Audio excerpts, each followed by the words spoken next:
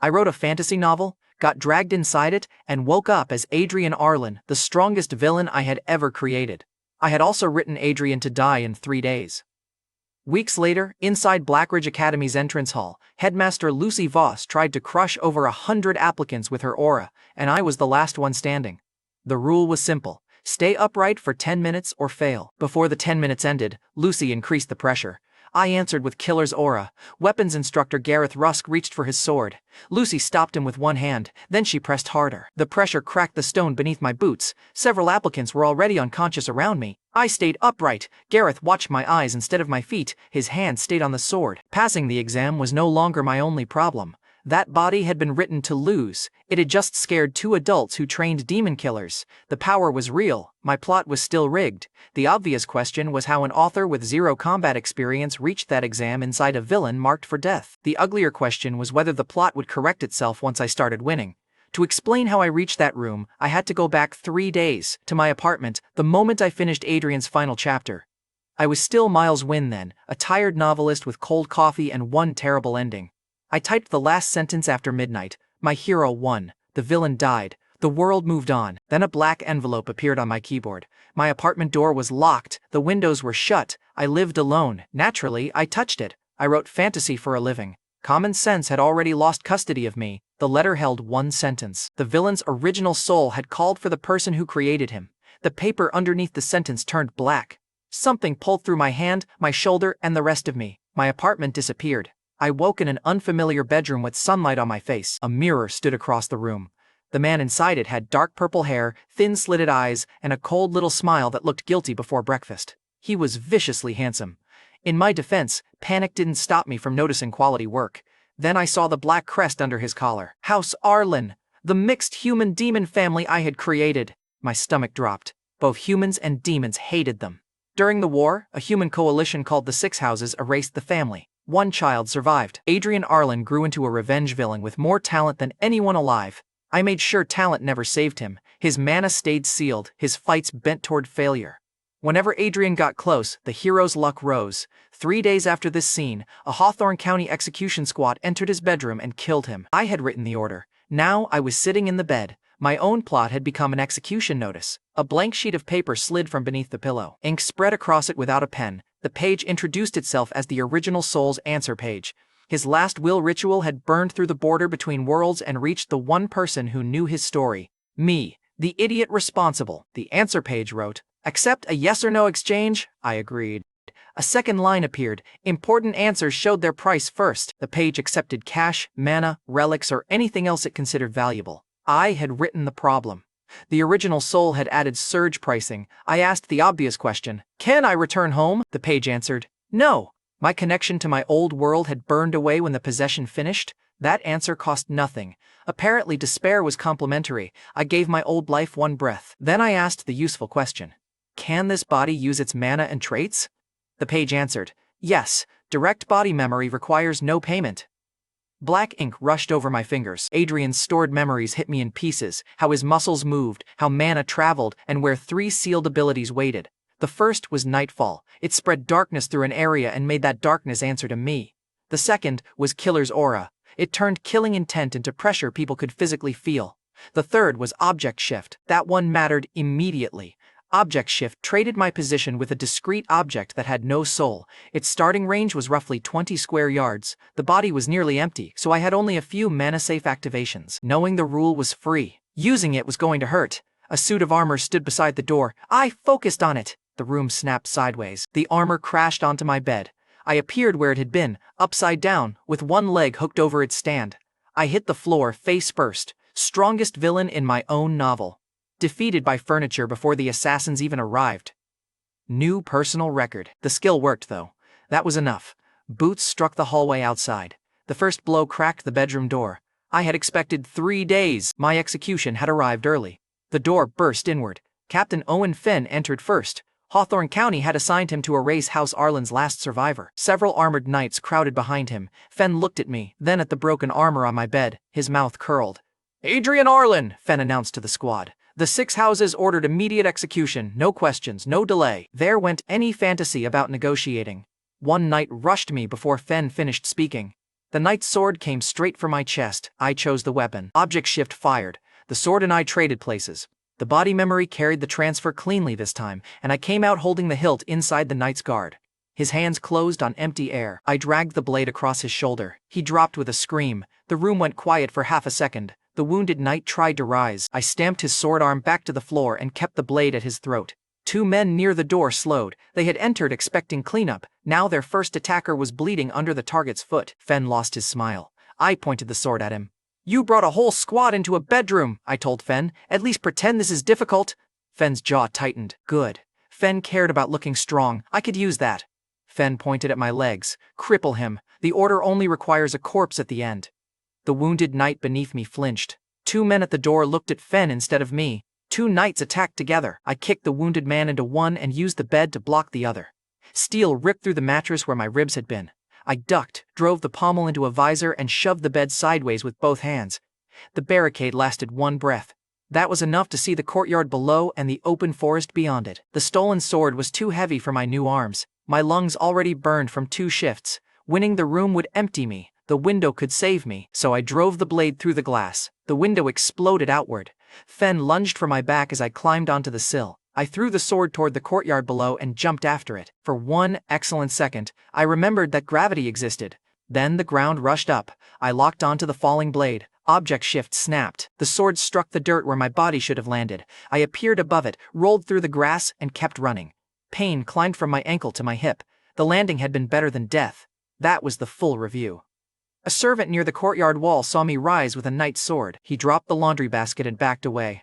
I wanted to tell him I was the victim. The armored men coming through the window made the argument for me. Behind me, Fen reached the shattered window. "After him!" the execution captain roared.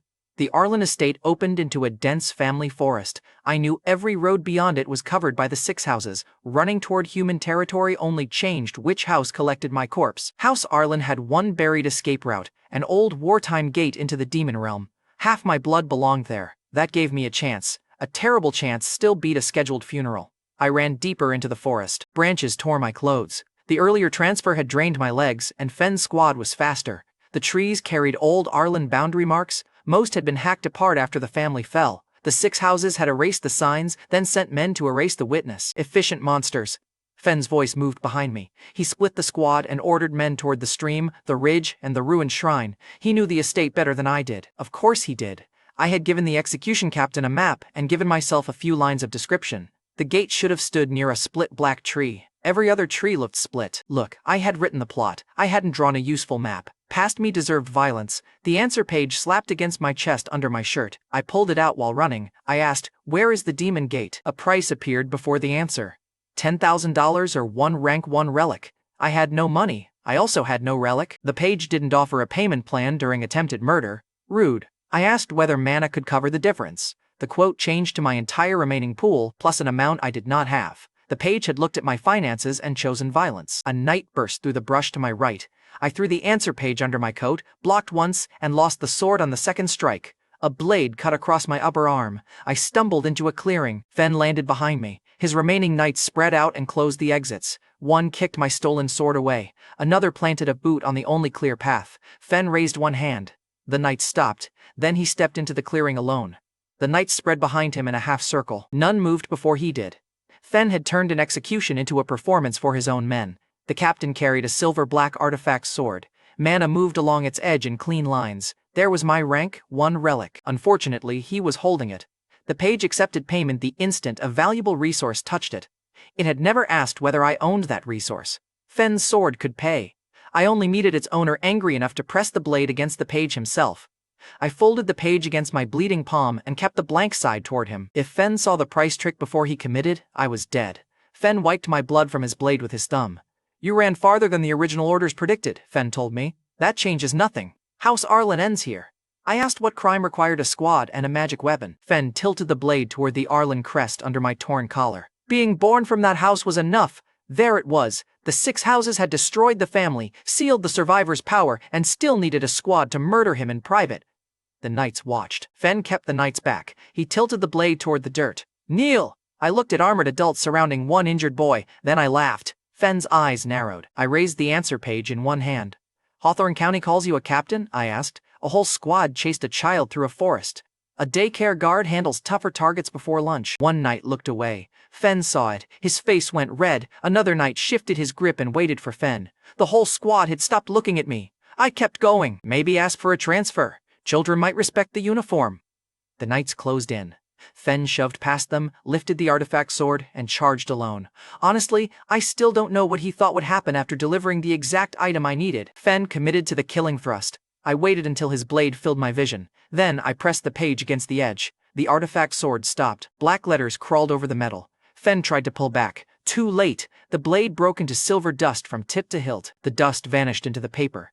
Fen's empty hand kept moving. His knuckles struck my shoulder. The impact spun me around, but the killing edge was gone. His entire squad saw it. The knight who had looked away earlier took one step back. Another lowered his weapon without realizing it. Their captain's best blade had vanished against a sheet of paper. The captain stared at his bare fist like reality had personally insulted him. The page had required a valuable resource to touch it. It had never cared who owned the resource.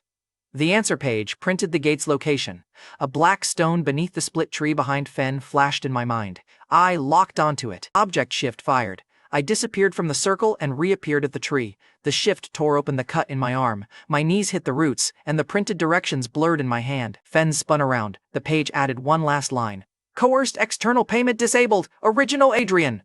The soul still bound to the page had closed the loophole after one use. Fair. It had been disgusting. I struck the hidden stone. A red gate opened between the roots. Heat rolled out. The air beyond it carried no human scent. Fen shouted and ripped a fallen log from the ground. He had lost his artifact, his target, and most of his dignity. Naturally, he doubled down. The knights shouted for him to stop. Fen threw anyway. His authority had collapsed into one angry man trying to win an argument with a tree. I threw a loose stone through the red surface. Fen hurled the log at my spine. I had one mana-safe shift left. I chose the stone beyond the gate. Object shift tore the world sideways. The log smashed through the place I had occupied. For one instant, Fen's face stretched through the red light beside it. He had gone from official executioner to a man throwing lumber at a teenager. Beautiful career development. I landed hard on black stone as the gate began closing behind me. The air on this side was heavier. My lungs seized, and the last traces of object shift drained out of my hands. I couldn't jump back even if the gate stayed open. Fen reached the red light too late. I looked back at the disarmed captain. I told him, "We'll meet again, Fen."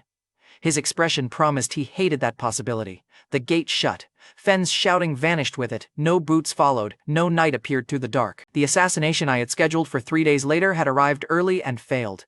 I had broken one event in my own book. The bill arrived before I could enjoy it. My arm bled through my sleeve. My mana was almost empty. The red gate sealed behind me, and object shift refused to answer. The 6 houses were behind me. The demon realm was ahead, and I had no safe shift, no map or route home. The ground under my knees belonged to someone else. Now I had to survive long enough to learn who. On the other side of the gate, I landed inside a furnished death trap owned by people I had never met. There was a narrow bed, a strip of dried meat, and a wall of blades cutting the chamber in half. Demon hospitality had snacks. It also had opinions about my limbs. My mana was nearly empty, so I ate the meat and waited until my hands stopped shaking. The dried strip tasted like salt, smoke, and old boot. I finished it anyway. Hunger had lowered my standards faster than transmigration. The bed was clean. The floor around it was carved with impact marks. Whoever built this room expected candidates to rest, wake up, and walk straight into the blades. The answer page slid open beside me. Original Adrian wrote, "The external payment loophole is closed." One enemy weapon had bought one answer.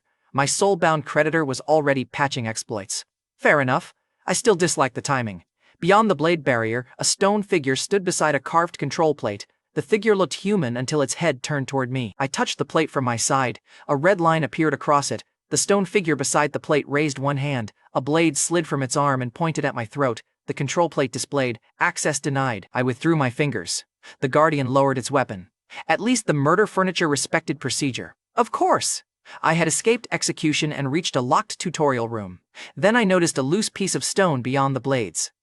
Object shift could target non-souled matter. Stone counted. I focused on the loose piece. The chamber snapped. I appeared beyond the barrier. The stone landed on my bed. That part worked perfectly. The stone wolf waiting close enough to bite my face was less cooperative. Its eyes lit red. Its mouth opened around carved fangs. I stepped backward through the barrier before it could bite. The wolf struck the blades and recoiled. Then it paced along the other side, tracking me. I learned much later that the domain had already alerted House Crowe, the demon family that owned the trial. Darius Crowe told me what happened at the estate. He was the head of House Crowe and the father of the girl taking this trial. A guard interrupted their argument about Blackridge Academy and reported a human intruder inside the family domain. The alert showed human blood and a broken first seal. Darius left the trial running because he expected it to kill me before I reached the reward. In his defense, I was hiding behind a blade wall from a stone dog. The wolf lunged again. This time, I watched the material instead of the teeth. Its body was one carved construct, no soul, no living flesh. Object shift accepted it. I traded the wolf with the loose stone on my bed. The monster vanished from the corridor and appeared inside the safe chamber. It slammed against the barrier from the wrong side. I waved once and ran. The next room held a stone bug the size of a carriage. It raised its carved legs. I swapped it behind another barrier before the first leg landed. The room after that held a Death Knight with a chipped crown and a speech prepared. The Death Knight lifted its sword. "Intruder, you have entered the sacred!" Object shift put it beside the stone wolf. The rest of its speech became their problem. More constructs followed. One crawled, one flew. Both ended up trapped behind whatever barrier they had been guarding. By the later rooms, the warning chimes had changed pitch. The trial had noticed the exploit and still had no answer for a contestant who treated every monster as movable property. Stoneclaws scraped behind me while the Death Knight kept shouting legal objections. I had built the world's angriest storage unit. The final corridor opened into a round reward chamber. A black dragon crest covered the chest in the center. House Crowe. The crest told me enough. House Arlen's gate had dropped me inside House Crowe's private pride trial. I had broken into a major demon house's trial and locked its guardians in closets. The chest belonged to their heir. I opened it anyway. Survival had ruined my manners. Black mist struck my face. Pain drove me to my knees. The mist forced itself into my left eye and burned behind the bone. My fingers dug into the floor. The room stretched into sharp lines, then snapped back. When the pain eased, I could see every drifting speck of dust. I could see the trapped Death Knight moving several rooms away through a narrow gap. The answer page named the relic now bound to me. Pride Eye. The Crow reward chose the first compatible claimant after its seal opened. Its passive sight read movement. Deeper use would cost mana and blood. The new sight dragged every motion into focus. Dust, mist, and the tiny shake in my own hands arrived as separate signals. When I pushed harder, pain stabbed behind the eye and a warm line ran from my nose. I stopped immediately. The upgrade came with a meter, and the meter was apparently my blood supply. I had stolen an heiress's inheritance before learning her name. Efficient, socially disastrous, very on-brand for me. The domain answered the binding with a low alarm. The black dragon crest lit across the floor. From the corridor, the trapped Death Knight shouted, "The Crow heiress approaches!" I pulled my collar higher and covered the Arlen crest on my neck. Then I asked the answer page for the closest person and the rightful owner of the eye. The quote was 100 mana. That was most of what I had recovered. I paid. The page wrote one name, Raina Crowe, the rightful owner now walking toward me. The alarm stopped. A sword cut through the trapped Death Knight before it could finish another warning. The armored head rolled into the reward room. Raina Crowe stepped through the mist with her sword resting on one shoulder. She was the House Crowe heiress and the intended winner of this trial. The eye sitting in my face belonged to her. She was also gorgeous in a cold, dangerous way that made self-preservation briefly file a complaint. My taste had terrible timing. Raina looked at the empty chest, then she looked at my new eye. The pride eye sharpened her smallest movements. I saw her wrist shift, her front foot turn, and her breath settle before the attack. Every signal said I would lose. Her sword came off her shoulder. "Who are you?" Raina demanded. "A fair question." The honest answer ended with my head on the floor, so I knelt. "You cleared the domain, Raina," I told her. "Your father assigned me as your bodyguard and sent me ahead to inspect the route." Raina's blade stopped an inch from my neck. The edge touched one strand of my dark purple hair and cut it loose. She had the control to shave me during an execution. Comforting. Raina kept the blade there. "My father hates humans," I answered. "He hates funerals more." Her eyes narrowed. Good. Suspicion kept her blade steady. I had bought a pause, nothing more. Raina glanced toward the trapped constructs. The stone wolf slammed the barrier again while the Death Knight shouted about sacred law. Raina pointed at the trapped wolf. "You did this?" I told her. "I moved them. You killed the one that mattered." Raina kept her sword raised. "You expect me to believe my father hired a human who hides behind rocks?" I nodded toward the trapped wolf. "I prefer surviving behind rocks. Dead bodyguards have terrible attendance." The corner of her mouth almost moved. Almost. Then Raina tightened her grip. "Prove you are useful." I pointed at her sword. "May I?" Raina held the weapon away from me. "Try." Focused on the blade. Object shift fired. Her sword appeared where I had been kneeling. I appeared at her right side with both hands open. I didn't touch her. Raina turned fast enough to cut the air but stopped before striking. She looked at the sword on the floor, then at my empty hands. She picked up the weapon instead of cutting me. Raina tested the distance with one fast thrust. I shifted my shoulder just enough for the tip to miss. The pride eye had shown me the line before her arm finished moving. "You saw that," Raina observed. "I said, the trial gave me excellent customer service." Her gaze moved to my eye again. The almost smile vanished. Theft remained a sensitive topic. "Lead the way out," Raina ordered. My fake job had lasted almost a full minute. Strong start. The exit door opened before I reached it. Adrian Crowe stood on the other side with guards. Raina's father was broad-shouldered, calm, and powerful enough that the room's air shifted around him. The control freak looked from his daughter to me, then to the pride eye. His expression stayed polite. That was worse than anger. Darius looked at Raina. "Did you clear the trial?" Raina straightened. "I destroyed the final guardian," Darius asked. "And the human?" Raina glanced at me. "He is strange. His movement skill is strong." Darius studied the empty reward chest, then the family signature burning in my eye. The domain had reported the binding. He knew exactly what I had taken. One guard reached for me. Darius lifted a finger, and the guard stopped. I stayed alive for another minute. Still, he turned back to Raina. Darius told Raina, "You may enter Blackridge Academy." Raina's grip loosened. For 1 second, the terrifying heiress looked her age. Then Darius pointed at me. "The human follows." The guards closed around me. So much for the promotion. Minutes later, Darius took me into a bare stone room beneath the Crowe estate. He stayed standing. I stayed on my knees because his aura left no other option. Darius pressed his power down until my bones complained. The stone beneath my knees cracked. My pride eye tracked every guard in the room, which was useless information when I could barely lift my head. "You used my name inside my domain," Darius told me. "Then you stole my daughter's reward and convinced her to defend your usefulness." I said, "I had a busy morning." Darius's mouth curved. "You were never her bodyguard. My fake job died in 1 sentence. I kept my head lowered. I'm available for the position." One guard choked on a laugh and immediately regretted it. Darius increased the pressure. My palms hit the floor. "What is your name?" Darius asked. I answered, "Adrian. I left House Arlen buried." Darius crouched in front of me. "You have nerve, Adrian. Nerve without control becomes inconvenience." I asked whether stealing a family relic counted as an inconvenience. Darius smiled. "You are still alive! Take the compliment!" He opened a small black case. Inside it, a pale worm-like creature twisted around a glass pin. Darius placed the creature against my chest. It sank through my skin like cold smoke. Pain ran beneath my ribs. The creature wrapped itself around something near my heart and squeezed once. My vision whitened. Darius watched my face. "The familiar will stop your heart if you betray House Crowe or abandon Raina." His guards relaxed. The control freak had put a living kill switch inside me and called it employment. I bowed my head because breathing remained fashionable. Darius assigned me a shack near the edge of the estate. That night, I sat on the bed and tested the familiar before testing object shift. The pride eye caught its movement beneath my ribs. It had no heartbeat. Mana threads formed a shell around a hard command core. I asked the answer page whether it carried a living soul. The page answered, "No." Object shift worked on soulless matter. I focused on the command core. Object shift pulled. The pale creature dropped onto the blanket beside me. For several seconds I waited for my heart to stop anyway. It kept working. The pressure under my ribs was gone. The creature wriggled twice, curled against the pillow, and went to sleep. I stared at it. Darius thought he owned my heartbeat. His leash was snoring in my bed. That was the first weird pet in a story that did not need one. The answer page opened beside it. Object shift, level 2. The range had improved. The cost had fallen slightly. A new external exchange function sat inside the body memory, waiting for enough mana to use it properly. My mana pool was still pathetic. Every serious shift ate a visible chunk. The next assassin would not wait for me to nap between tricks. 3 days later, Darius summoned Raina and me to the main hall.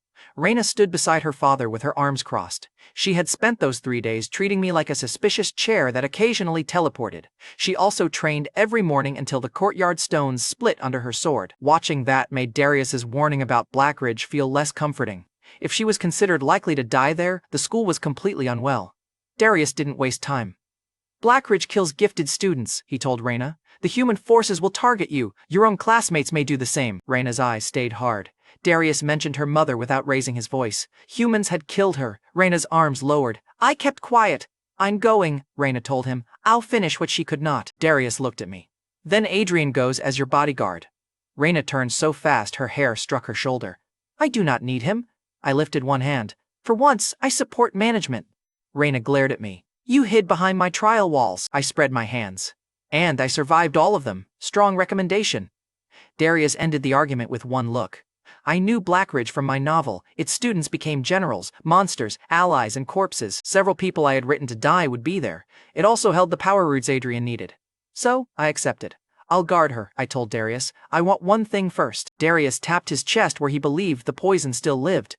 Freedom from the familiar? Said, Mana. His brows rose. Removing a leash buys comfort, I said. Power buys survival. Raina stopped looking annoyed for half a second. Darius studied me, then ordered the guards out. Raina remained by the door. Her gaze moved from my chest to my face. She had watched a poisoned prisoner ask for power before freedom. I gave her nothing useful. Darius offered the secret cultivation route of House Crowe. The ritual began that night. Darius took me into a black stone hall under the estate. He ordered Raina beyond the outer screen while he placed one hand over my heart. Crow Channel draws mana through the Pride God, our house's divine patron, Darius told me. The god chooses whether you keep your mind. That was the entire explanation. Then the floor lit. Divine pressure drove through my veins. The poisoned familiar sleeping in my shack twitched through the faint link I still felt. The Crow Channel forced open pathways ordinary mana could not reach. My mana pathways opened so violently that my vision whitened. Something in my blood answered the Crow power with a second pulse. Darius's hand stopped. That resonance belongs to one of the seven sins bloodlines, the old demon houses tied to the gods, Darius said. I'd never written House Arlen into one. The floor vanished. I found myself kneeling beneath a presence too large to see at once. The Pride God looked down through burning gold eyes. Traitor blood, the god pronounced. The words hit harder than Darius's aura. Then the Pride God leaned closer. Yet you carry the scent of kin. That answered nothing. It opened several worse questions. The god pressed one burning finger against my chest. I tried to pull away. The divine pressure held me still. The touch burned through Adrian's body memory and found something older beneath it. A black gold mark spread under my skin. The answer page named it the Pride brand. Mana poured through the Crow Channel and filled pathways that had been dry for years. The Pride God's voice followed it. Use my pride. Let it use you, and madness will finish what your enemies began. I opened my eyes on the ritual floor with more power than I had ever held. Darius still acted like his poison controlled me. The Pride God had called my blood traitorous and familiar in the same breath. Then a boot scraped behind the ritual screen. Darius had ordered Raina to wait there. Someone had disobeyed him and watched me speak to the Pride God. When I opened my eyes in the Crow ritual hall, Raina Crowe stepped from behind the outer screen. The Crow heiress had ignored Darius's order and watched me speak with a god, her stare locked on the Pride brand beneath my shirt. You're a dark priest, Raina declared. Dark priests were rare people who could hear a demon god directly. In demon society, that gave them sacred authority. Even nobles respected. I had heard a god threaten my sanity. Apparently that counted as career advancement. I prefer bodyguard, I told her. Raina lowered her sword. A bodyguard does not speak to the Pride God, I told her. Your family job description has hidden duties. She studied me for another second, then bowed her head slightly. What did the Pride God say? Raina asked. I touched the hot brand beneath my shirt. That power and sanity have a hostile relationship. Raina's gaze sharpened. Then, do not use it alone. The order sounded practical. She stayed until I nodded. That tiny show of respect was more alarming than the blade. 1 month later, outside my quarters on the Crow estate, the new mana route had tripled my pool. The training still hurt. Crow Channel poured divine mana through pathways that had spent years sealed. Every session left my muscles shaking and the Pride brand hot against my chest. Most demon trainees spent years widening their mana pathways. I had 1 month, a direct line to a god, and the common sense of a man already living on borrowed time. The shortcut worked. It also made sleep feel like another training injury. Before the month ended, Darius stopped watching from the courtyard edge. After each session, servants measured the new cracks in the stones. By then, Raina had started practicing near my shack. She claimed the courtyard had better light. The estate had several larger courtyards, so that excuse was adorable. That morning, Raina bowed her head. I misjudged you, told her. Treat me normally. She remembered that sentence better than the apology. Her hair was tied back and her sleeves were rolled above her wrists. In my defense, sword practice had become very distracting. Raina caught me looking. She lowered the sword and raised one eyebrow. The pride eye helpfully showed the exact second my dignity left the yard. Are you studying my technique? She asked. I said, obviously. She pointed toward the well. Then study it while carrying water. I stared at the bucket. Raina's mouth curved. You asked me to treat you normally. I expected fewer chores, I said. You misunderstand normal, Raina replied. Bodyguard duty had no day off. It also had hydration requirements. The water order gave me the excuse I needed to leave the main yard. A nearby ruin called Gravefield Domain held a reward the original hero was supposed to claim later. I needed it first. Future knowledge had already saved me from Fen. I intended to keep abusing past me's spoilers until the world stopped cooperating. I packed food, a rope, and the answer page. The poison familiar woke on my pillow and tried to follow. I put it back under the blanket. Bringing Darius's secret leash on a secret theft mission felt greedy even for me. Raina appeared behind me before I reached the outer wall. Where are you going? She asked. I said, meditation. Raina looked at the rope. I corrected myself. Advanced meditation. She looked at the map sticking from my coat. I folded immediately. There's an abandoned domain across the mountains, I told her. It has an item I need. Raina tapped the map. An item you know exists without ever visiting, I said. I read widely. Raina looked at my torn coat. You arrived in our realm with torn clothes and no money. I tapped the map. I read before the poverty. Raina crossed her arms. You plan to enter alone, plan to return alone. The difference matters, I said. Raina tapped the map. It matters to someone with a death wish. I pointed back toward the estate. You volunteered for Blackridge. Raina's eyes narrowed. Good. Then I need a warm-up. That was how my secret theft mission gained a terrifying supervisor. That afternoon, Raina led me through a hidden exit beneath the estate wall. We crossed the mountains before sunset. She called the route a short walk. Demon nobles had criminal definitions of distance. Halfway up the final ridge, my legs started shaking. Raina took the food pack without asking and kept moving. I told her I could carry it. Raina looked at my knees. Clearly, she had the bedside manner of a falling boulder. The help still counted. Gravefield Domain waited inside a collapsed stone chapel. The first undead soldier attacked before the entrance sealed behind us. Raina cut it in half. The pieces hit the floor, shook, and pulled themselves back together. More soldiers rose from the dark. One grabbed my coat from behind. I threw Nightfall across its skull and blinded it. Then, Object Shift traded me with the shield it had dropped. The skeleton crashed into another soldier. Raina cut both apart before my feet settled. Broken armor dragged itself from the walls until the aisle filled. The rule became obvious fast. The army would keep reviving while something controlled it. Raina drove through the front line with one-handed swings. Bones broke, armor folded. Every corpse began rebuilding before the next one landed. A spear caught her sleeve. She twisted, trapped the shaft under her arm, and threw its owner through a cluster of soldiers. The woman was supposed to need a bodyguard. I was beginning to suspect Darius had hired me for emotional support. I used the pride eye and watched the mana threads. They all led toward a robed necromancer at the far end of the chapel. He stood behind rows of undead and never moved his feet. Each time Raina destroyed a soldier, the threads from his hand tightened and the bones rebuilt faster. He held a black control orb above one palm. Stop wasting strength on the soldiers, I told Raina. The orb keeps them moving. Raina kicked the skeleton through a pillar. Then take it. A giant skeleton pulled itself from beneath the floor between us and the necromancer. Its skull scraped the ceiling. One hand carried a rusted blade longer than my entire body. I had written this boss as an early obstacle for the hero. From ground level, it was poor life planning with a sword. The giant swung. I threw a loose sword toward the necromancer and shifted to it, trying to reach the orb early. The giant's free hand intercepted me and sent me rolling across the altar steps. Raina met the blade head-on. The impact cracked the chapel floor. She slid back one step.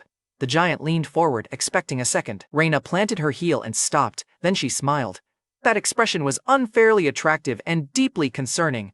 Raina drove her sword upward and split the giant skeleton through the spine. The necromancer raised the control orb higher. Every broken soldier around us started standing at once. Object Shift had reached level 2. The new function was Double Shift. It let two external objects exchange places without moving me. I picked up a pebble. The pride eye tracked the orb through the falling bones.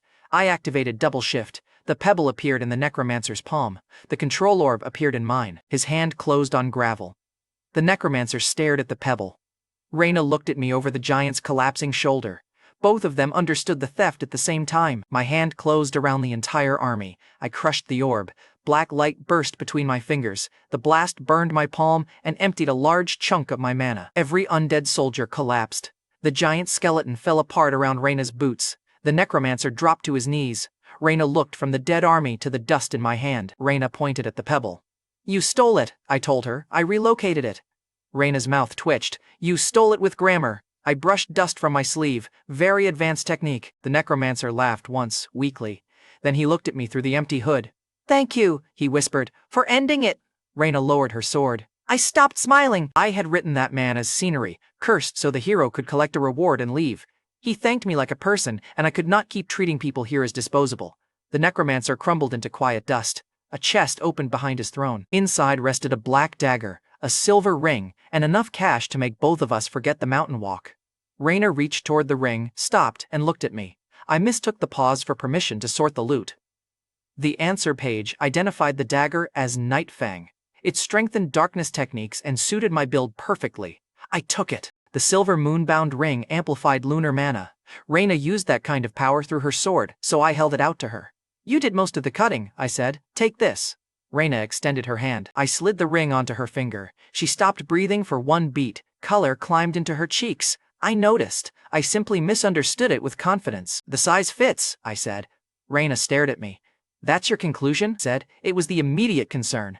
I learned later that placing a moonbound ring on someone's finger was an eternal vow custom. At the time, I thought I had distributed loot efficiently. Then I reached for the cash. Romance had entered the chat. Raina slapped my hand away. Hath, she ordered. I said, I found the domain. Raina pointed at the giant's remains. Destroying that was my part. I held up my burned palm. The orb still counts. Raina lifted her ringed hand. I can remove your fingers. We split the money. Raina tucked her half away, then used the ringed hand to pull me up. She didn't release me immediately. I looked at our joined hands. Raina released mine and walked toward the exit.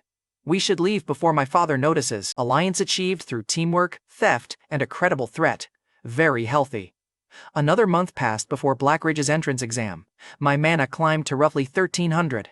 Nightfang answered Nightfall cleanly, and double shift no longer emptied me in one use. Darius summoned us at dawn and sent us toward Blackgate, the demon capital. His farewell to Raina lasted one sentence. Darius told Raina, do not shame House Crowe. Raina's face hardened. I will not. Darius handed me sealed registration papers. They named me Adrian Perry of House Perry, a minor family cover that hid House Arlen. He held the packet 1 second longer than necessary.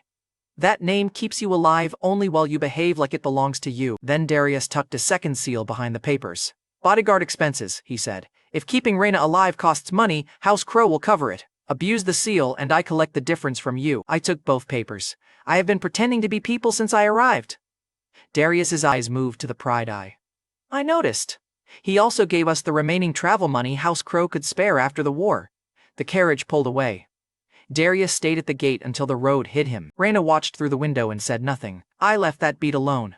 Later in the carriage, she started staring at me instead. Her thumb kept touching the moonbound ring. I checked my coat, my hair, and the pride eye. Is something on my face? I asked. Ignorance, Raina answered. I said, that sounds difficult to wash. She turned toward the window. I tried again. Does the ring pinch? Raina looked back slowly. You are an idiot. I selected the correct size, I said. Raina tapped the moonbound ring.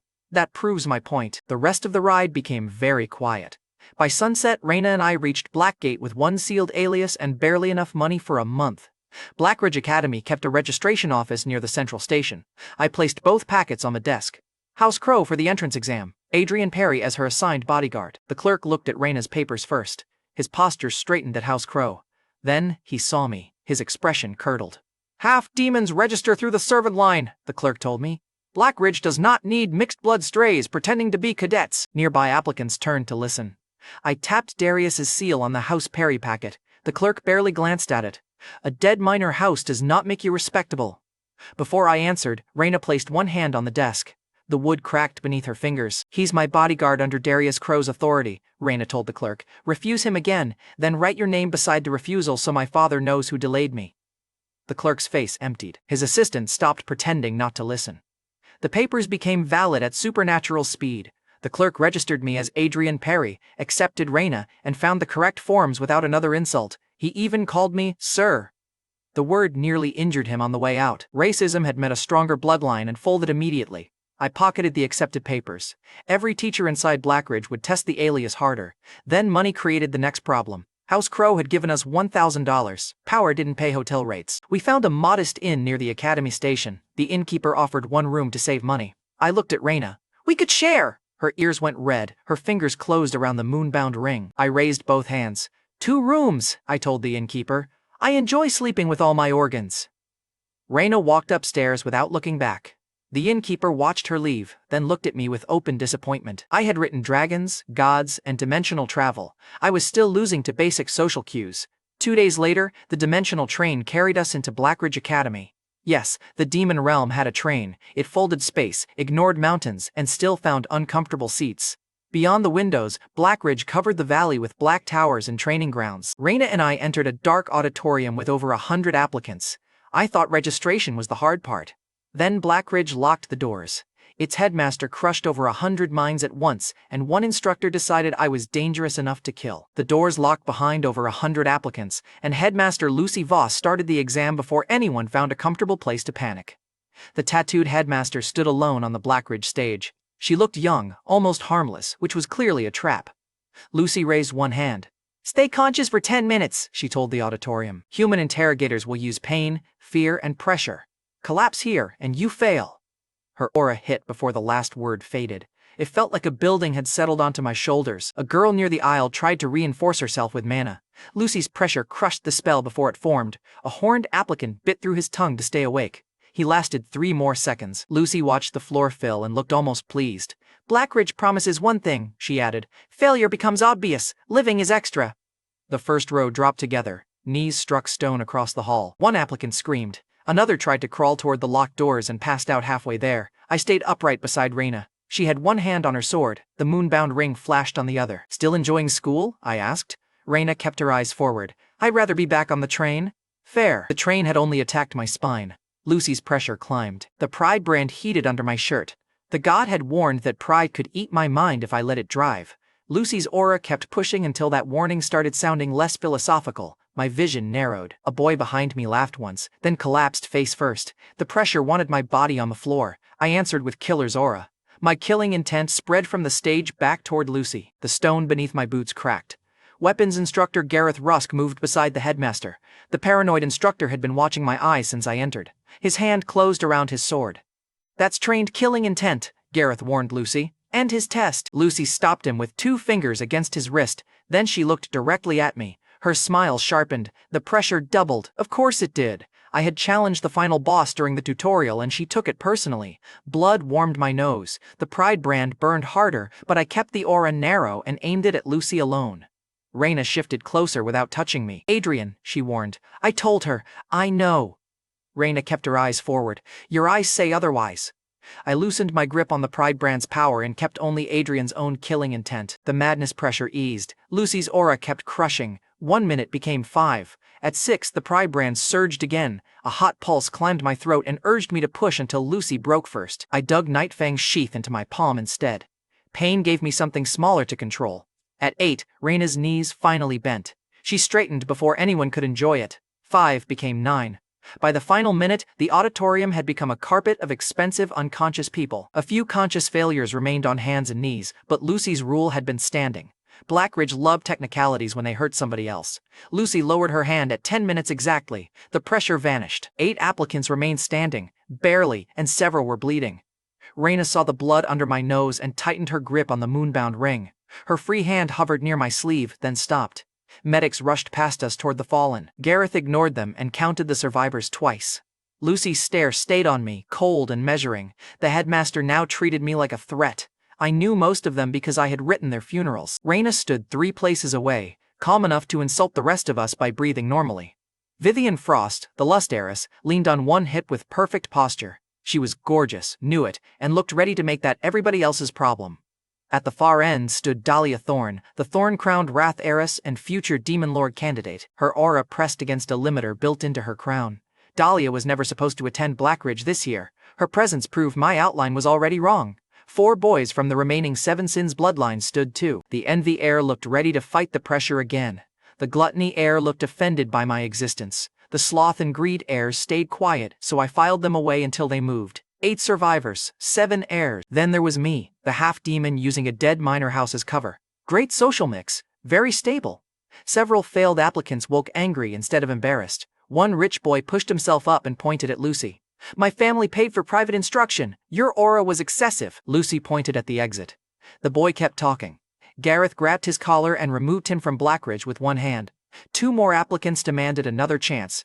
They followed him outside before finishing their family names. Trust Fund Courage had survived exactly until the consequences arrived. Lucy faced the 8 of us. "You earned bonus points," she announced. "Pass the second test, and you may choose 1 item from the Blackridge Armory." An armory item changed the room faster than her aura had. The envy heir leaned forward and grinned at the armory promise. Gareth rolled a black platform onto the stage. A human swordsman stood motionless inside a circle of runes. The copy had plain armor, a long sword, and the face of Hector Dane, the human sword saint. Hector was the father of the hero from my novel. The real man could cut through a city wall before breakfast and complained the wall had wasted his time. Gareth tapped the platform. "Teams of 4 will face a magical copy capped at 10% of Hector Dane's strength," he told us. "Fight until the copy stops you." Someone in the crowd whispered that 10% sounded manageable. I looked at Raina. 10% could erase this hall, I told her. Raina watched the copy draw its sword, then return before it does, I told her. That almost sounded concerned. Raina kept watching the copy. It was an order. Bodyguard duty remained aggressively one-sided. Gareth separated the 8 aura survivors so none of us could carry another team. My assigned partners were 3 ordinary applicants already regretting the draw.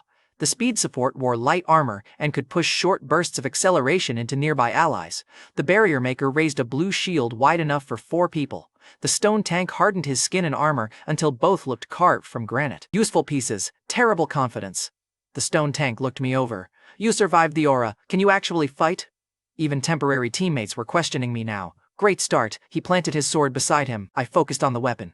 Object shift snapped. The sword appeared where I had stood. I appeared beside the tank with one hand on his shoulder. All 3 men jumped. I left Nightfall, the Pride Eye, and Nightfang out of the demonstration.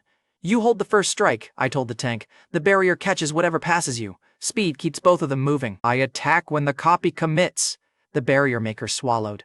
"And if it never commits," I told him, "then we lose later than everyone else." It was honest. They hated that less than a fake promise. 33 groups formed across the floor. Gareth sent them in 1 at a time. The first team charged together. Their leader shouted a complicated formation name. The copy let him finish, which should have warned everybody. It drew once. 4 weapons broke. 4 bodies hit the wall. The formation lasted less time than the announcement. The second team lasted 3 breaths by running in different directions. Hector's copy crossed the arena and dropped all of them before the 4th. A noble applicant saw that and refused to enter. Gareth disqualified him immediately. Then a 2-person team stepped forward after their partners quit. They knew they could not win. One carried a dented shield. The other had a spear shaking badly enough to whistle. They entered anyway, blocked 1 strike, stood up after the second, and fell together on the 3rd. Gareth marked both names instead of removing them. The noble who had refused received no mark at all. There was the real test. Blackridge wanted nerve and endurance. Victory was the premium reward.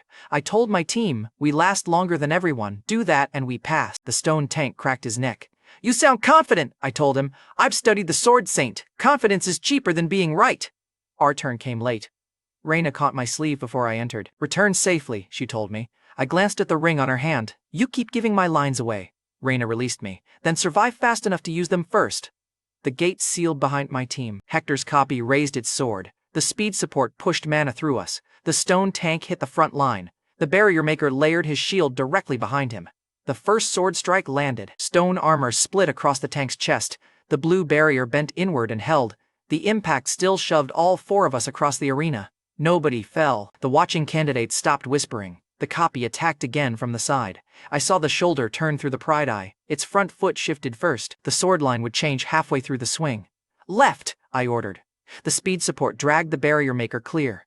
The tank caught the flat of the blade across both forearms. His stone skin cracked to the elbow. The barrier stopped the edge 1 inch from his neck. We had already lasted longer than the first 3 teams. Hector's copy changed rhythm. Competent enemies adjusted. The copy stopped repeating the pattern. A downward strike shattered the outer barrier. The next blow dropped the speed support to 1 knee. His enhancement flickered, and all 4 of us suddenly felt slower. The stone tank tried to brace again. His hardened legs trembled. The barrier maker raised a smaller shield with blood running from 1 ear. The copy stabbed through it. I shifted the broken shield 6 inches sideways before the blade reached his chest. The point scraped his ribs instead of piercing his heart. He looked at me once, understood the rescue, and forced the barrier back up. Our passing condition was probably secured. I still wanted the armory reward. I told the tank, "Throw your weapon past him." He stared at me. "Why?" I told him. "Because he's watching me." The tank threw. His sword spun behind the copy. Hector's copy stepped toward the injured barrier maker and committed to the finishing cut. I used object shift. The tank's sword appeared at my old position. I appeared behind the copy. Nightfang was already in my hand. The copy's own sword had left its throat open for less than a second. I drove the dagger toward that gap. The blade touched metal. Then Hector's copy kicked me in the ribs without turning. I flew across the arena. My back struck stone. Blood hit my tongue, and the pride eye blurred. The copy had baited me. Beautiful. I had trusted the opening and paid in blood. The barrier maker shouted my name. Hector's copy stepped over the tank and raised its sword for me. I spread Nightfall. Darkness swallowed the arena. The audience vanished. The stage vanished. Even the copy became a moving outline inside my field. Nightfang pulled the darkness around my hand into shape. Black blades formed above the arena, each one shaped from the same space-bending force that powered object shift. Object shift rejected living people. Weapons remained fair targets. The copy turned toward the first blade. I sent the rest. Daggers fell from every direction. The copy expected one attack angle because every team before us had fought from the floor. Nightfall gave me the ceiling, the walls, and every blind spot around its armor. The first struck its shoulder. The second pinned its sword arm. 3 more hit the legs before it could change stance. The copy cut several from the air. Nightfall hid the next wave until the blades were already inside its guard. One pierced the chest. Another drove through the knee. The Sword Saint copy dropped. I cancelled Nightfall. The arena returned in one hard flash. Hector's copy was on one knee with black daggers buried through its armor. Nobody spoke. The stone tank stared at me from the floor. The barrier maker had forgotten to lower his hands. Even the speed support stopped groaning long enough to look offended by reality. Gareth's hand returned to his sword. The copy moved one finger. So I crossed the arena and stabbed it again. Then again. The runes beneath it finally went dark. Gareth stepped between me and the remains. The construct was down, he warned. The test was still active, I answered. His stare stayed on Nightfang. I will be watching you, Adrian Perry. I wiped blood from my mouth. Get a good angle. The envy heir laughed from the waiting line. Vivian Frost watched me without laughing. The lust heiress walked toward me with her chin raised. Up close, she was gorgeous. Several applicants turned to watch her, and she let them. She looked at my torn uniform, then at the half-demon marks around my eyes. An inferior mixed blood shouldn't display that kind of power, Vivian announced. Become my personal servant. I can make your position respectable. The auditorium heard every word. Raina's sword left its sheath. She crossed half the distance before Gareth blocked her path with his arm. Vivian's smile sharpened. The Crow heiress objects? Raina's aura pressed across the floor. Call him inferior again. The moonbound ring gleamed on her sword hand. Every surviving heir saw Raina defend me. My status had just become her business in public. Vivian looked at me. Your guard seems possessive. I told her, you opened with slavery. Her response is the healthy one. Vivian's eyes flashed. Raina sheathed her sword only after Gareth ordered both women toward their marks. Before taking her turn, Raina stepped close and wiped the sweat from my cheek with her sleeve. You did well, she told me. I'll keep the rest of your strength secret. I glanced at the ruined arena behind us. I think secrecy left early. Raina's mouth almost curved. Then stop showing off, I told her. You first. She walked toward the next copy. Vivian remained beside me. A warm pressure rolled from her skin. Her charm slid through the room and pulled several applicants' attention toward her at once. She leaned closer. You can still choose better company. I watched Raina enter the arena. In my defense, I told Vivian, the sword woman is winning the argument. Her charm found nothing to hold. Vivian's smile disappeared. She stamped one heel hard enough to crack the tile and marched away. The self-appointed queen had offered ownership, used magic, and lost to me looking in another direction. Tragic. Raina reached Hector's copy. The construct released its aura. Raina released hers. For several seconds neither moved. Pressure ripped dust from the floor around them. Then the copy attacked. Raina stepped through the sword line and cut once. The construct separated at the waist. Both halves hit the ground behind her. She won with one step and one cut. Nightfall, teamwork, and desperate tricks stayed on my side of the power gap. I had beaten the test. Raina reminded me what the real monsters looked like. After Raina, the other Seven Sins heirs destroyed their copies. The Envy heir broke his through direct force and asked Gareth whether he could fight a second. The Gluttony heir's roots dragged his copy off balance before crushing it. Vivian recovered her smile and buried hers under a storm of enchanted weapons. Dahlia's aura crushed the platform before her blade finished moving. The Sloth and Greed heirs ended their rounds too quickly for me to read their abilities. Their victories reset the scale. My wins still mattered because I had earned the same reward without a Seven Sins bloodline. Gareth finally admitted the construct had been operating closer to 5% than the announced 10% ceiling. The Academy had kept the higher number because apparently Blackridge also enjoyed lying for motivation. Then he faced the remaining applicants. "Anyone who entered and fought has passed," Gareth announced. "The 8 who destroyed the copy receive armory access." My 3 teammates sagged with relief. The rejected rich candidates had tried to negotiate. The 2-person team had simply stepped forward. Blackridge respected the second choice. Admission, bonus points, and 1 armory item were mine. My ribs still hurt. The cost was visible. Lucy, Gareth, 7 heirs, and every future classmate now knew exactly how I killed. Then the heirs formed a line for the same armory. If Gareth put me behind them, the best relics would disappear before I touched the door. Right after the entrance exam, Gareth Rusk marched the 8 copy killers into the Blackridge armory, 1 relic each. The next entrant waited outside until the previous winner returned. Then Gareth announced the entry order. Reverse order of our aura test standing. I was last. Naturally. I had beaten a Sword Saint copy and earned premium access to leftovers. The Envy heir raised one hand. He was still smiling from my arena fight. "How many weapons can I carry out?" he asked. Gareth stared at him. "1. What if I can carry more?" 1. The fight addict looked personally betrayed by arithmetic. The armory door opened for the first heir. One by one, the others returned with obvious prizes: living shield, a wind spear, and a cloak that swallowed light. Every exit made my options look cheaper. Raina entered before me and returned with her chosen relic wrapped so tightly I could not identify it. She caught me looking. "You have your own choice," she told me. I told her, "I'm watching my options leave." Raina tapped the moonbound ring. "You chose well last time," I said. "You threatened my fingers over the cash." Raina tapped the ring again. "That improved your judgment." Bodyguard performance reviews were brutal in House Crowe. Gareth finally pointed me through the door. The armory sealed behind me. Rows of weapons covered the walls, but the famous pieces were gone. The heirs had taken everything with a useful description and a threatening glow. A serpent-headed spear hissed when I reached for it. The plaque promised venom, blood tracking, and a chance of attacking the owner during sleep. I put it back. I already had 1 murderous pet. The collection did not need ambition. The next relic was a crystal rod with a plaque promising starlight. I fed it mana. A bright white beam lit the far wall. That was the entire miracle. Blackridge had stored a magical flashlight beside legendary weapons and waited for somebody desperate enough to call it destiny. I rejected a heavy axe that fought darkness and moved to the unmarked shelf. Unknown relics carried no description. Some were priceless, some were cursed. Most looked like objects a rich family would hide in a basement and call heritage. The answer page could help without giving me the answer. It showed the information price before I paid. Higher importance meant a higher quote. I touched the first unknown ring and asked what it did. The page quoted $100. Trash with confidence. I checked 5 more items. A cracked red coin and a biting bone comb stayed cheap. A sealed black cube made the page pause, but its price stayed ordinary. Then I reached a black shoulder pauldron covered in tiny gold lines. The answer page quoted $30,000. That price placed it in mythical territory. The pauldron fit my assassin build badly, but mythical protection was still mythical protection. I lifted it from the shelf. Then the last object pulled at the Pride brand. A thin black necklace hung from a plain hook. Several small jewels were set along the chain, all dark and colorless. It looked cheaper than the flashlight. I touched it and asked the answer page for its function. The paper stayed blank longer than usual. Then 4 words appeared. 1 god required. I read the quote twice. The page had priced escape routes in money, relics, and mana.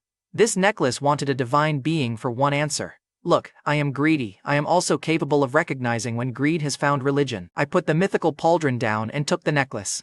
The chain tightened around my neck, then settled against the Pride brand. For 1 second, every jewel warmed at once. The warmth vanished before I could test it. The answer page displayed 1 new line. Unidentified trait acquired. No function, no instructions, no refund policy. Perfect. Gareth waited outside with the other heirs. His eyes went straight to the plain chain. You ignored a mythical relic for that? I told him. I chose the item with the highest information price. Gareth frowned. That answer makes me trust you less. I touched the chain. Then it's already working. Gareth's mouth flattened. Around us stood people I had written to become generals, monsters, and faction leaders. I had entered Blackridge to survive them. The armory changed the plan. If these heirs were going to rise anyway, I wanted their resources, their grudges, and deceit close enough to steal opportunities first. Blake Marrow stepped into my path. The Envy heir had laughed after my clone fight and now offered his hand with perfect manners. My apology, Blake said. I misjudged you during the aura test. Raina stopped beside me. Blake's smile stayed too polite. I accepted the handshake. His fingers closed. The bones in my hand ground together. Several heirs slowed to watch. Blake leaned closer. Fight me when school begins. There was the apology. Very sincere. Excellent customer service. His grip tightened again. I focused on the sword at his hip. Object shift snapped. The sword appeared in my crushed hand. I appeared beside Blake with 2 fingers resting on his shoulder. If Nightfang had been in that hand, his neck would have opened before the smile finished. Blake looked at my fingers. Then he laughed. The man had received a death warning and treated it like a dinner invitation. Fight addicts are exhausting. Good, Blake told me. Do that again when I am ready. Raina drew half an inch of steel. If you break his hand, she warned Blake, I will take your place in the duel. Blake released me immediately. He still looked delighted. My knuckles still throbbed. Blake had come close to cracking the hand I needed for Nightfang. I flexed my aching fingers. You have terrible friends. Raina sheathed her sword. He is not my friend, Blake called after us. Not yet. New rival had locked on because I refused to lose a handshake. Beautiful. School had not even started. The next morning at our Blackgate Inn, the Blackridge uniforms arrived. Mine was black with silver trim and fitted Adrian's body far too well. The mirror showed dark purple hair, narrow eyes, and the kind of shoulders that made villainy look like a dress code. I turned once. In my defense, if the world gave me the body, I was allowed to appreciate the production value. Raina stepped from her room wearing the women's uniform and high boots. The outfit sharpened every dangerous line she already had. I forgot the next sentence. Raina caught me staring. Is something wrong? She asked. I recovered with dignity. Mostly, I told her. The uniform suits you. Color touched her cheeks. You sound surprised, I said. I've seen your travel clothes, armor, and murder face. This is new data. Raina looked away. Your uniform is acceptable. High praise from the terrifying boss. I had one free afternoon before the entrance ceremony, so I planned to inspect Blackgate and test the necklace. Raina followed me downstairs. I stopped. Where are you going? Raina kept walking. With my bodyguard. I pointed at myself. I'm the bodyguard. She looked back. Then guard me while you wander. Bodyguard duty had no day off. It had become a subscription service. Blackgate's central market filled several streets around the first Demon King's monument. Raina ignored jewelry shops, weapon stalls, and expensive restaurants. Then she stopped at a cart selling grilled meat skewers. The vendor handed her one. Raina took a bite. Her whole face softened. The cold heiress who had split a combat copy in half looked openly delighted by grilled meat. I bought her another. She accepted it without the usual threat. You like these? I observed. Raina kept chewing. They're adequate. I pointed at the third skewer. You're holding 3. Raina raised one. One is yours. I reached for it. She moved that hand away. Cruel, adorable, but cruel. We reached the monument near sunset. The statue showed the first Demon King standing over a broken human banner. Blackridge cadets had built their whole war identity around his death and the ruined realm he left behind. The necklace turned cold against my skin. Then, an invisible force slammed into my chest. I caught the statue base before I fell. Raina grabbed my arm. Adrian? Black pulse moved from the statue into the necklace. None of the pedestrians reacted. Raina saw only me losing balance. One of the necklace jewels turned gray. The pressure vanished. I touched the changed stone. It held a faint trace that felt like the Pride brand and something emptier beneath it. Raina asked, "What happened?" I kept one hand on the statue base. The statue disliked my posture. She tightened her grip. "Try the truth," I told her. "The necklace absorbed something. I don't know what." Raina studied the plain chain. "Then remove it." I touched the necklace. The answer page wanted a god for the instructions. Her fingers stopped. Raina released my arm slowly. "You chose that willingly?" Nodded. I'd already rejected the flashlight. She gave me the same exhausted look she wore whenever the ring came up. The following morning, Blackridge held the entrance ceremony inside its main hall. Dahlia Thorne stood at the front as the top entrance cadet. Blake Marrow took second. Dahlia's thorned crown restrained her wrath power. The future Demon Lord candidate still made the front row lean away. She promised to rebuild the demon realm and make the human side pay for the war. The hall answered with cheers. I kept my House Perry papers inside my coat. If Blackridge learned I carried House Arlen blood, the applause would become a public execution schedule. Then class assignments appeared. I received Class A. Raina received Class C. I tried to look disappointed. My smile betrayed me before the attempt finished. Raina narrowed her eyes. "You seem devastated." Pressed one hand to my chest. "I'm hiding the pain well." She tapped the moonbound ring. "You still guard me outside class?" The smile left naturally. She walked away satisfied. I entered Class A and found Vivian Frost already seated like she owned the building.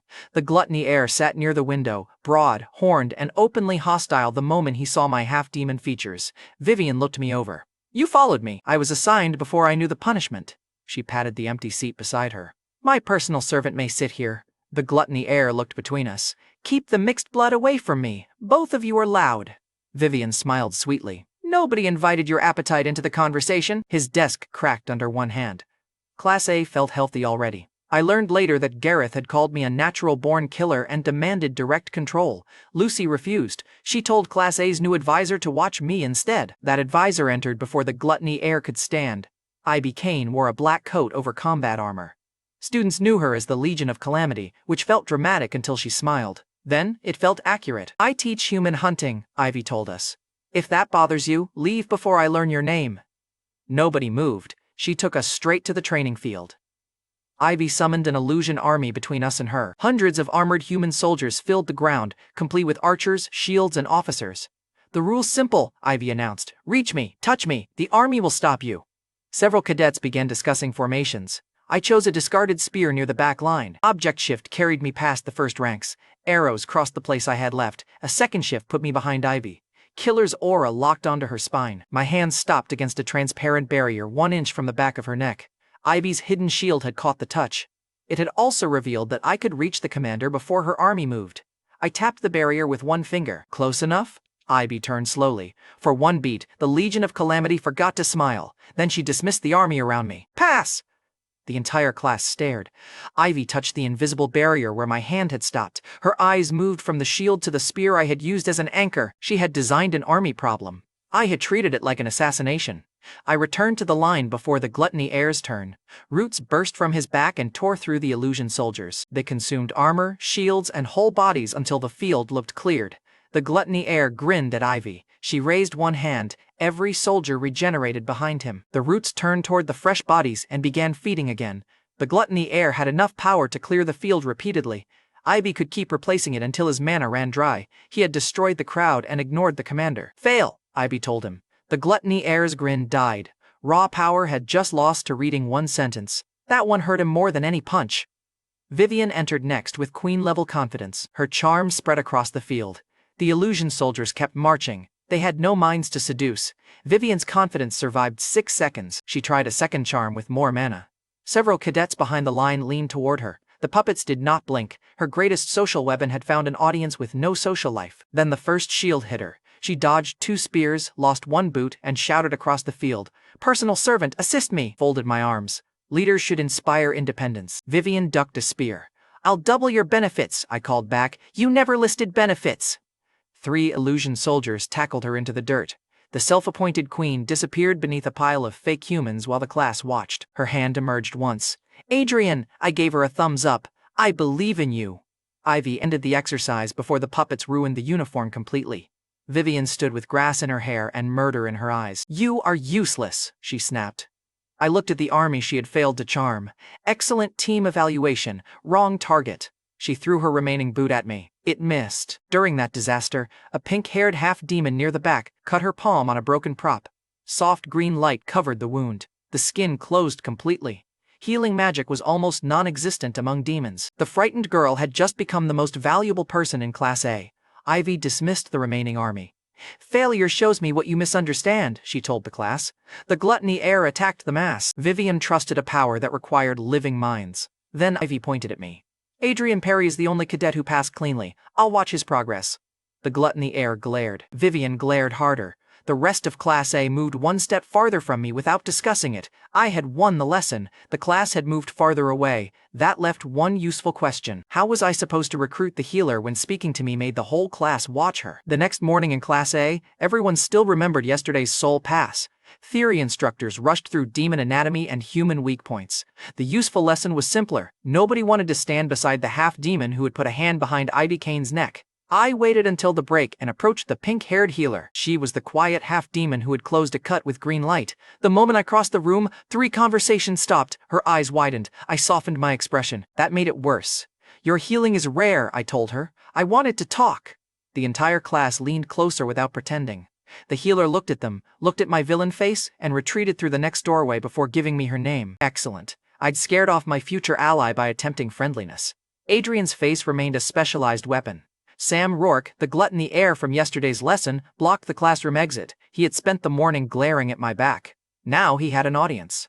Half demons should learn when they are unwanted, Sam told me. Stop crawling toward anyone with useful blood. I had heard variations of that insult since registration. My patience finally died.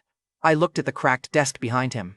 House Rourke must be desperate if its last heir mistakes bad manners for strength. Sam's roots tore through the floor. His pupils narrowed. Say that again. Drew Nightfang, your gluttony line is garbage, I told him. Loud appetite, terrible aim. That one landed. Sam stepped forward, his devouring roots spread behind him like hungry branches. Nightfall gathered around my boots, then both powers vanished. The roots collapsed into smoke. My darkness disappeared. Nightfang became an ordinary dagger in my hand. A tall instructor had entered the room without raising his voice. Rowan Bell taught magic at Blackridge. He wore a stained coat and carried a clear affinity orb. The field around him erased our mana so cleanly even the Pride brand went quiet. The lab eccentric looked from Sam to me. If either of you damages my classroom, Rowan warned, I'll teach the floor to reject you. Sam's roots stayed gone. I sheathed the dagger. Strong argument. Very educational. That counted. Rowan placed the clear orb on his desk. Your textbooks, family records, and teachers can all be incomplete, he told the class. The world is older than whatever list you memorized. That line hit me personally. Dahlia's attendance and the Pride God's recognition had already proved my novel was incomplete. The orb flashed rose for Vivian and dark red hunger for Sam.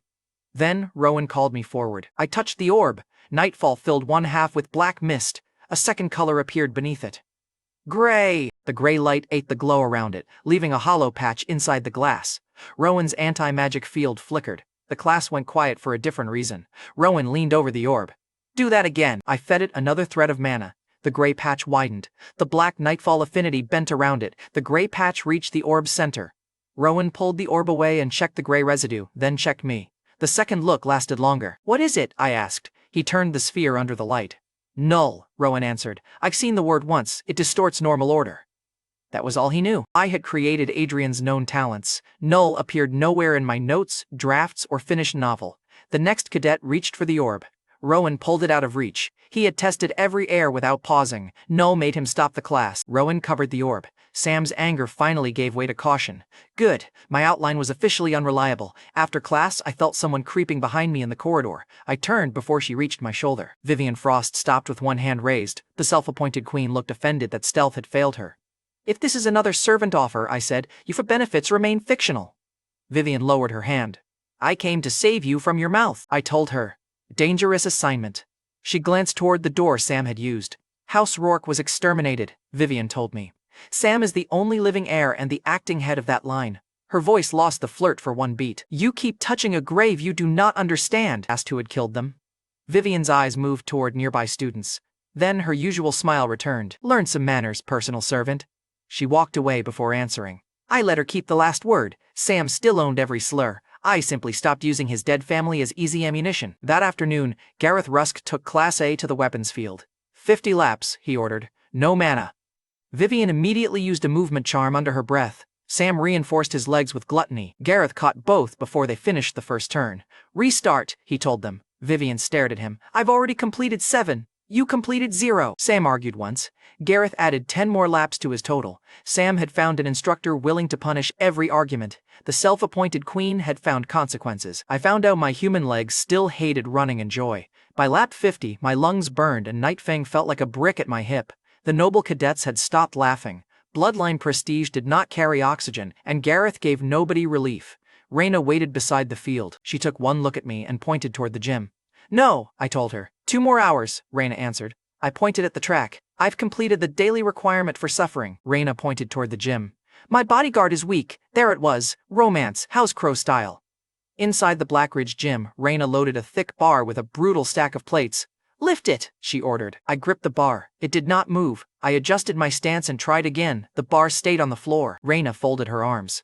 The uniform hid how much strength sat under her frame. The woman looked elegant and had the strength of a siege engine. Are you finished? She asked. I kept both hands on the bar. I'm negotiating. She glanced down. With the bar? I nodded. It's stubborn. Raina stepped forward, took the bar in both hands and pressed it over her head, casually. No aura, no crow channel, she simply lifted it. I watched the muscles tighten beneath her sleeves. In my defense, the sleeper build deserved professional respect. Raina caught me looking again. Studying technique? She asked. Very closely. She lowered the bar beside my feet. The impact shook the floor. Tomorrow. Bodyguard duty had developed homework.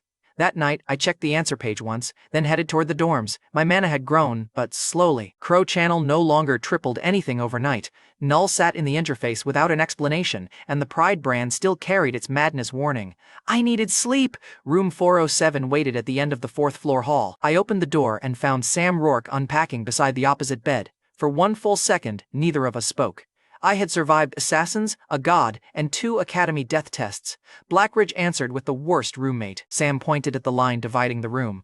Stay on your side. I dropped my bag beside the other bed. Keep your roots out of my luggage. His roots twitched. If you use that killing technique while I sleep, I'll tear out your throat. I pulled off my boots. If you snore, I'll take the risk. We were too exhausted to fight and too stubborn to leave. Sam moved his trunk exactly to the line and watched until I set mine on the other side. Neither of us trusted the agreement for 1 second. That was the peace treaty. I learned much later what Sam did during our first night in room 407. He stood over my bed while I slept. My eyes were open a fraction, the thin slits Adrian's face never fully hid. Sam muttered that the half-open stare was irritating. Then Killer's aura shifted inside my dreams. Sam grabbed his stomach. Dark roots pressed against his arms from beneath the skin. Hunger bent him over beside the bed, sharp enough that he bit through his lip. He could have attacked. Instead, he backed away and left the room until the hunger passed. He told me none of that then. I only knew the door opened before dawn and closed again. The next morning, a small sparrow watched me from the dorm railing. I had seen the same bird outside class and near the training field. Blackridge had many birds. This one had terrible boundaries.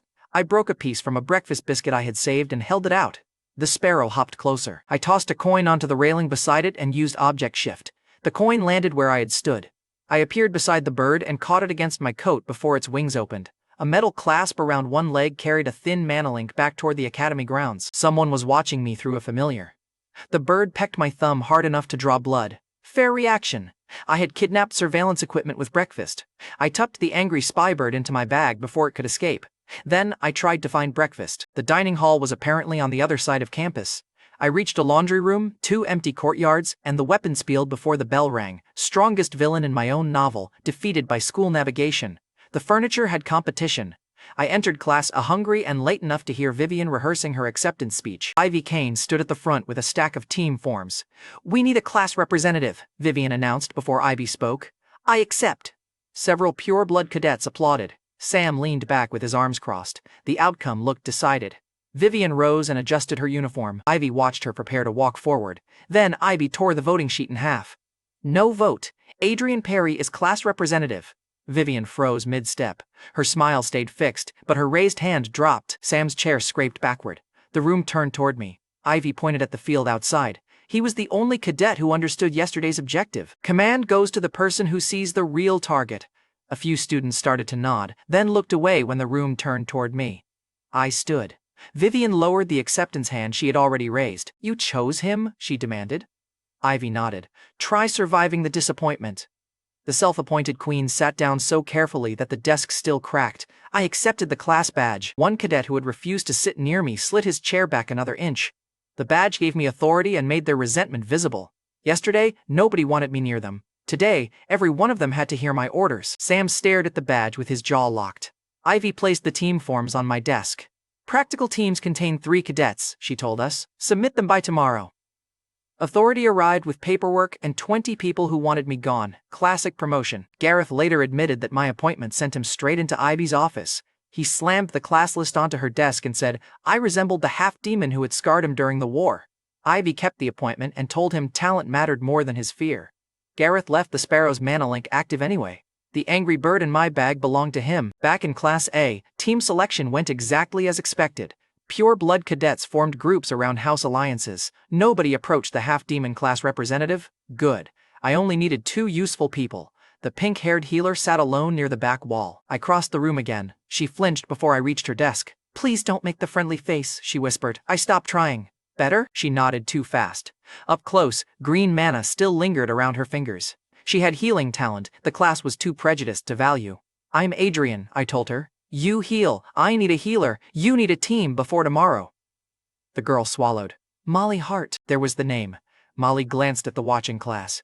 "People will talk," I told her. "They already do. We might as well gain something from it." Her breath caught in a tiny hiccup. I waited. Molly looked at the team form, then at the empty seats around her. I'll join, she said. Molly signed the form. The empty seat beside me finally belonged to an ally. Vivian dropped into the seat beside us before the ink dried. I'm joining too, she declared. Molly nearly fell from her chair. Vivian placed one hand over the team form. As the highest status member, I'll lead. I looked at the heiress who had lost command of an illusion army to mindless puppets. Agreed, I said. Vivian blinked. Agreed, slid the form toward her. Your team leader, every decision requires my approval. Her smile returned slowly. That sounds like you're still in charge, I told her. It sounds like delegation. Molly hid a nervous smile behind one hand. Vivian pointed at me. You will address me properly, personal servant. I slid the completed form away from her. Leader, our first decision is whether you want a team. She stared at the form, then she folded her arms. Approved. Vivian signed beneath Molly's name. I had a healer, a self-appointed queen, and a roommate who wanted me dead. Our first real field trip was a prison where every cadet had to kill somebody, and Molly was the one person I knew could not. 1 week later, Ivy Kane marched Class A through Oregon Stockade, the war prison she called a field trip. During the week before it, my mana growth had stalled. Null stayed silent. Back in room 407, the pale familiar Darius believed was inside my heart had curled tighter around my pillow. I had written assassinations, gods, and a war academy. My current problem was an unstable magic worm with separation anxiety. When Ivy first named Oregon, I pictured forests and rain. The prison gates corrected me. Oregon Stockade held human prisoners from the war. Iron cages filled the yard, bones lay near the drainage trenches, and several prisoners had stopped looking up when cadets entered. Vivian Frost lost her usual smile. Sam Rourke looked at the cages without blinking. Molly Hart moved closer to the back of our group. The healer had joined my team because nobody else wanted her. Now Blackridge had brought her somewhere. Kindness counted as evidence against you. Ivy stopped beside a chained human man. The Calamity instructor faced Class A. Every cadet kills one prisoner. Refuse, and you fail the loyalty test. One rule, one body, no second attempt. A pure blood cadet asked whether surrender counted. Ivy opened the prisoner's mouth and pushed a black sphere of misery magic down his throat. The man convulsed. His head burst under the spell, and his body dropped against the chain. Nobody asked another question. She looked at my class badge. Representative first. My class badge put me first. A guard dragged forward a human soldier with both wrists chained. I drew Nightfang. Before I raised it, I asked the prisoner, "Last words?" The man stared at my half-demon eyes. "Humans will erase every demon," he spat. "Then we'll clean out the mixed blood that helped them." He pulled against the chains hard enough to cut his wrists. The hatred was real. So was the cage around him. I killed him with one clean strike. He dropped before the pain reached his face. Ivy watched the blade return to its sheath. "No hesitation," she told the class. "Remember that." Several cadets looked at me like Blackridge had confirmed the killer rumor. Then the half-demon prisoners came out. Ivy pointed toward the mixed-blood cadets in Class A. "Your kind betrayed the demon realm during the war," she told us. "Kill a defector and prove which side owns your loyalty." A guard shoved a half-demon man toward Sam. Sam's roots burst from the ground and wrapped around the prisoner. The man screamed once. Gluttony consumed him until nothing remained inside the roots. Sam released the empty chains and looked away. Vivian received 2 prisoners. The self-appointed queen could charm living minds. She forced one captive to close both hands around the other man's throat. Vivian kept her face cold while the prisoner obeyed. When it ended, her fingers were shaking behind her back. Then a guard placed a dagger in Molly's hand. Molly stared at the half-demon woman kneeling before her. The prisoner was older, thin, exhausted. She looked at Molly's pink hair and whispered, "Please." Molly's dagger fell. The metal hit stone.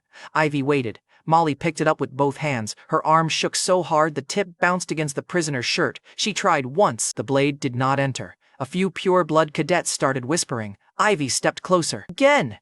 Molly's breath broke. She could close wounds nobody else could heal. Blackridge had decided that talent meant nothing unless she could open one first. Molly tried again and stopped before contact. "I moved." I placed Nightfang in her hands and closed my fingers over hers. Molly looked at me. Her face had gone white. "I can't," she whispered. "You don't have to do it alone," I told her. The prisoner shut her eyes. I guided one short thrust. Nightfang entered cleanly. Molly made a broken sound and tried to pull back. I held the blade steady long enough to finish the act, then removed it myself. The prisoner fell. Molly collapsed beside her. I caught the healer before her head struck the stone. Ivy looked down at us. "She failed." I lifted Molly into a sitting position. "No," I told Ivy. "She killed the assigned prisoner. You moved the blade." She supplied the hands and the intent to obey.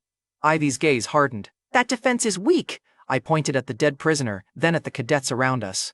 You can train another killer in a month, I said. Molly can restore a fighter everyone else loses. Throwing away the only healer in Class A because she needs help with one stab is bad battlefield math. The yard listened. Ivy's gaze moved from the dead prisoner to Molly's healing hands. Her pause was enough. I kept my voice flat. Pass her. I'll take responsibility for making her useful under pressure. Molly's fingers closed around my sleeve. Ivy looked at that grip, then at my class badge. Accepted, she decided. Molly Hart passes under the representative's responsibility. The pureblood cadets stopped whispering. Ivy turned to the next cadet. Molly's fingers stayed locked on my sleeve. Then, she fainted. While the class gathered around the healer, I used the distraction for something selfish. I had saved Molly.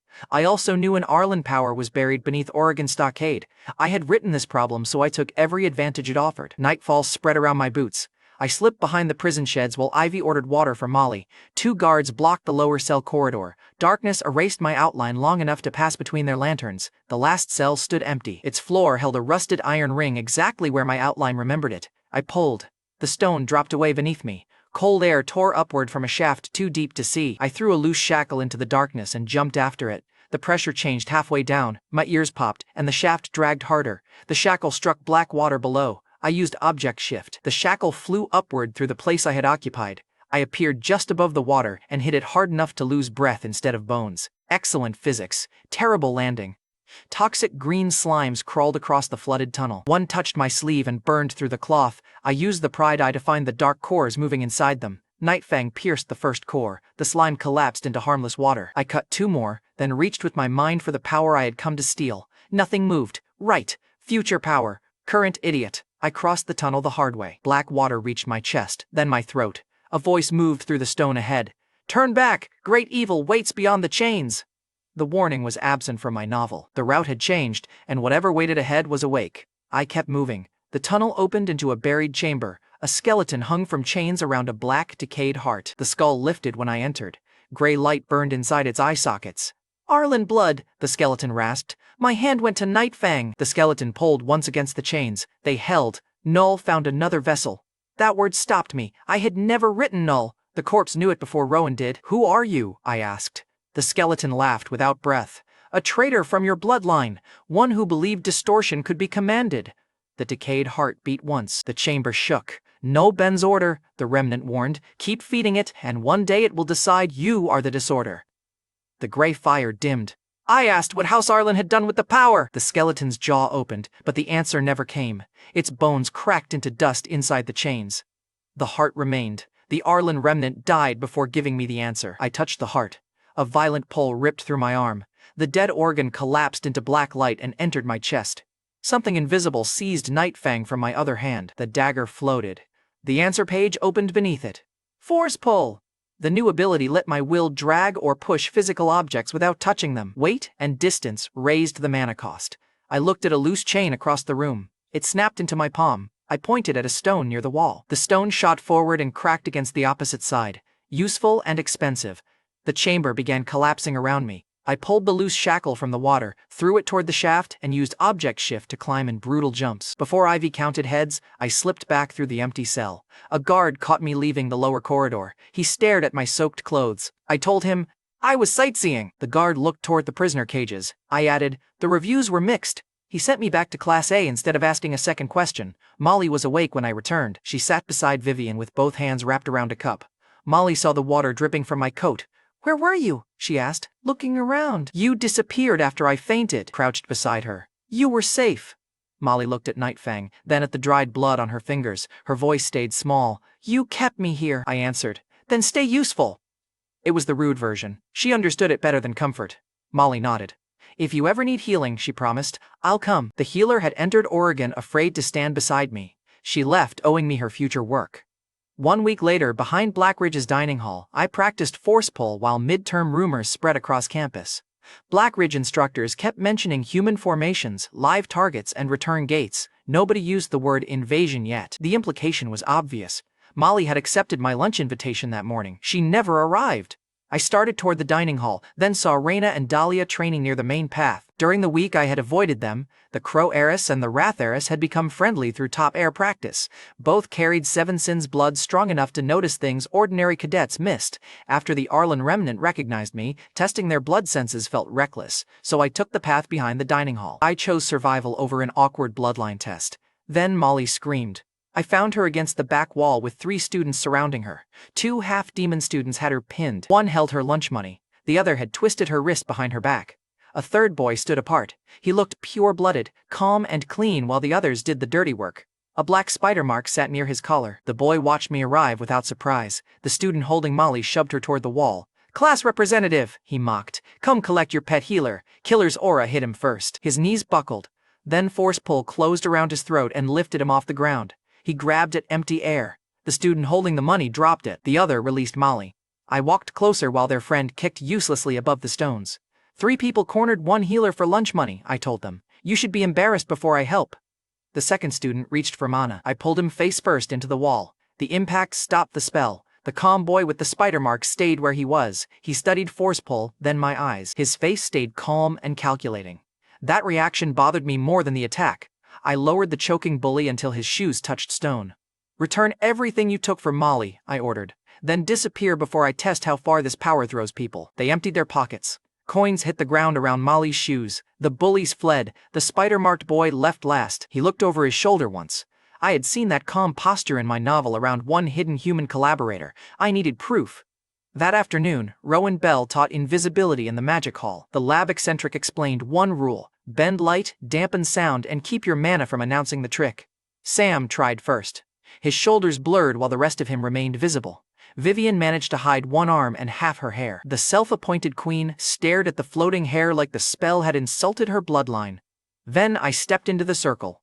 Adrian's body had been built for assassination. I wrapped mana around myself. The room disappeared from my sight because no light reached my eyes.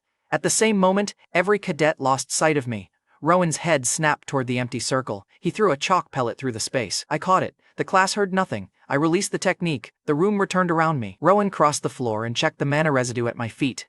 "First attempt," he muttered. I told him, "I have a suspiciously useful body." Rowan ignored the joke. "Your gray affinity may be touching the spell. Come to my private lab after class." Now the lab eccentric looked interested. That evening in room 407, I tested the combination before telling Rowan everything. Standard invisibility, bent light, and dampened sound. I pushed gray Null into the spell to see whether it could erase my mana trail too. I pushed gray mana into the technique. The world stopped touching me. Air vanished from my lungs. Sound disappeared. Weight disappeared. Even the floor stopped feeling solid beneath my feet. For one terrifying instant, I was absent enough that my own body started forgetting itself. I canceled the spell. The room slammed back. I hit the floor, dragged in one breath, and blacked out. Sam entered room 407 and found me unresponsive. The worst roommate kicked me in the ribs. Pain woke me perfectly. His mouth moved. I heard nothing. Sam snapped his fingers beside my ear. "Nothing." I rolled over and read his lips. "What did you do?" Pointed at my ears. Sam kicked the floor beside my head. "Idiot. Fair diagnosis." My hearing returned 2 hours later. The next test stole my sense of taste. The one after that blurred color from my vision. A longer attempt numbed both hands and nearly stopped my breathing again. I named the technique Null Veil. 3 seconds removed me completely. Anything longer invited erasure and took a random sense for roughly 2 hours. I had invented the perfect assassin technique and almost deleted the assassin. Past me remained committed to bad product testing. The next morning, Gareth Rusk took me onto the weapons field alone. The paranoid instructor called it a lesson in sacrificial combat. Then he attacked with a real sword. I shifted behind his scabbard. Gareth elbowed me before my feet settled. The blow folded me over. I used force pull on his wrist. His arm moved 1 inch. His knee hit my chest. I slid across the dirt. Gareth did not pause. He cut my sleeve, opened the skin beneath it, and struck my ribs with the flat before I could recover. Every clean defense failed. He was faster, stronger, and already knew object shift. The next slash came from my middle. I watched his shoulder. Gareth committed fully. From his angle, the slash should have ended the exchange. That commitment left his ribs open. There was the lesson. I stepped into the cut instead of away. The blade tore across my side. Nightfang reached Gareth's chest at the same time. He stopped the dagger with 2 fingers. His sword stopped against my ribs before it finished cutting through me. Both weapons had landed. Only one fighter could afford the trade. Gareth released my wrist. Weaker soldiers cannot win cleanly, I said through my teeth. They bait the stronger enemy into accepting damage. Gareth lowered his sword. Correct. He had nearly cut me in half to teach one sentence. Blackridge tuition remained aggressive. I pressed a hand against my bleeding side. Gareth watched the killer's aura gathering around me, then watched me force it down. The sparrow had watched me for weeks. Now Gareth had isolated me, used a real blade, and stared at the pressure I refused to release. I thought he was testing more than sacrificial combat. The coming invasion made that suspicion dangerous. If Gareth decided I was the human spy, every route could reach the humans first. I would become the convenient answer afterward. I decided to find the real infiltrator first. Molly met me outside the field with healing light already in her palms. She looked at the blood on my uniform and frowned. I still owe you lunch, Molly told me. Tomorrow? Looked toward the dining hall. The calm boy with the spider mark had watched her bullies panic without blinking. Tomorrow, I agreed. This time, I knew exactly who I wanted her to talk about. At lunch the next day, Molly Hart showed up. The healer carried 2 meal trays and looked around before choosing my table. The 2 bullies from yesterday saw me beside her. They changed directions so fast one nearly walked into a pillar. Molly placed 1 tray in front of me. I said I owed you lunch, she reminded me. I lifted a bread roll with force pull and floated it toward my hand. Molly watched it rise. Do you use that for everything now? Only important things. It's bread. I caught the roll. Exactly. She smiled, then checked the room again. Then Molly counted the few coins left in her purse. I asked how long the bullies had been taking her money. Molly lowered her voice. Since the first week. They call it protection.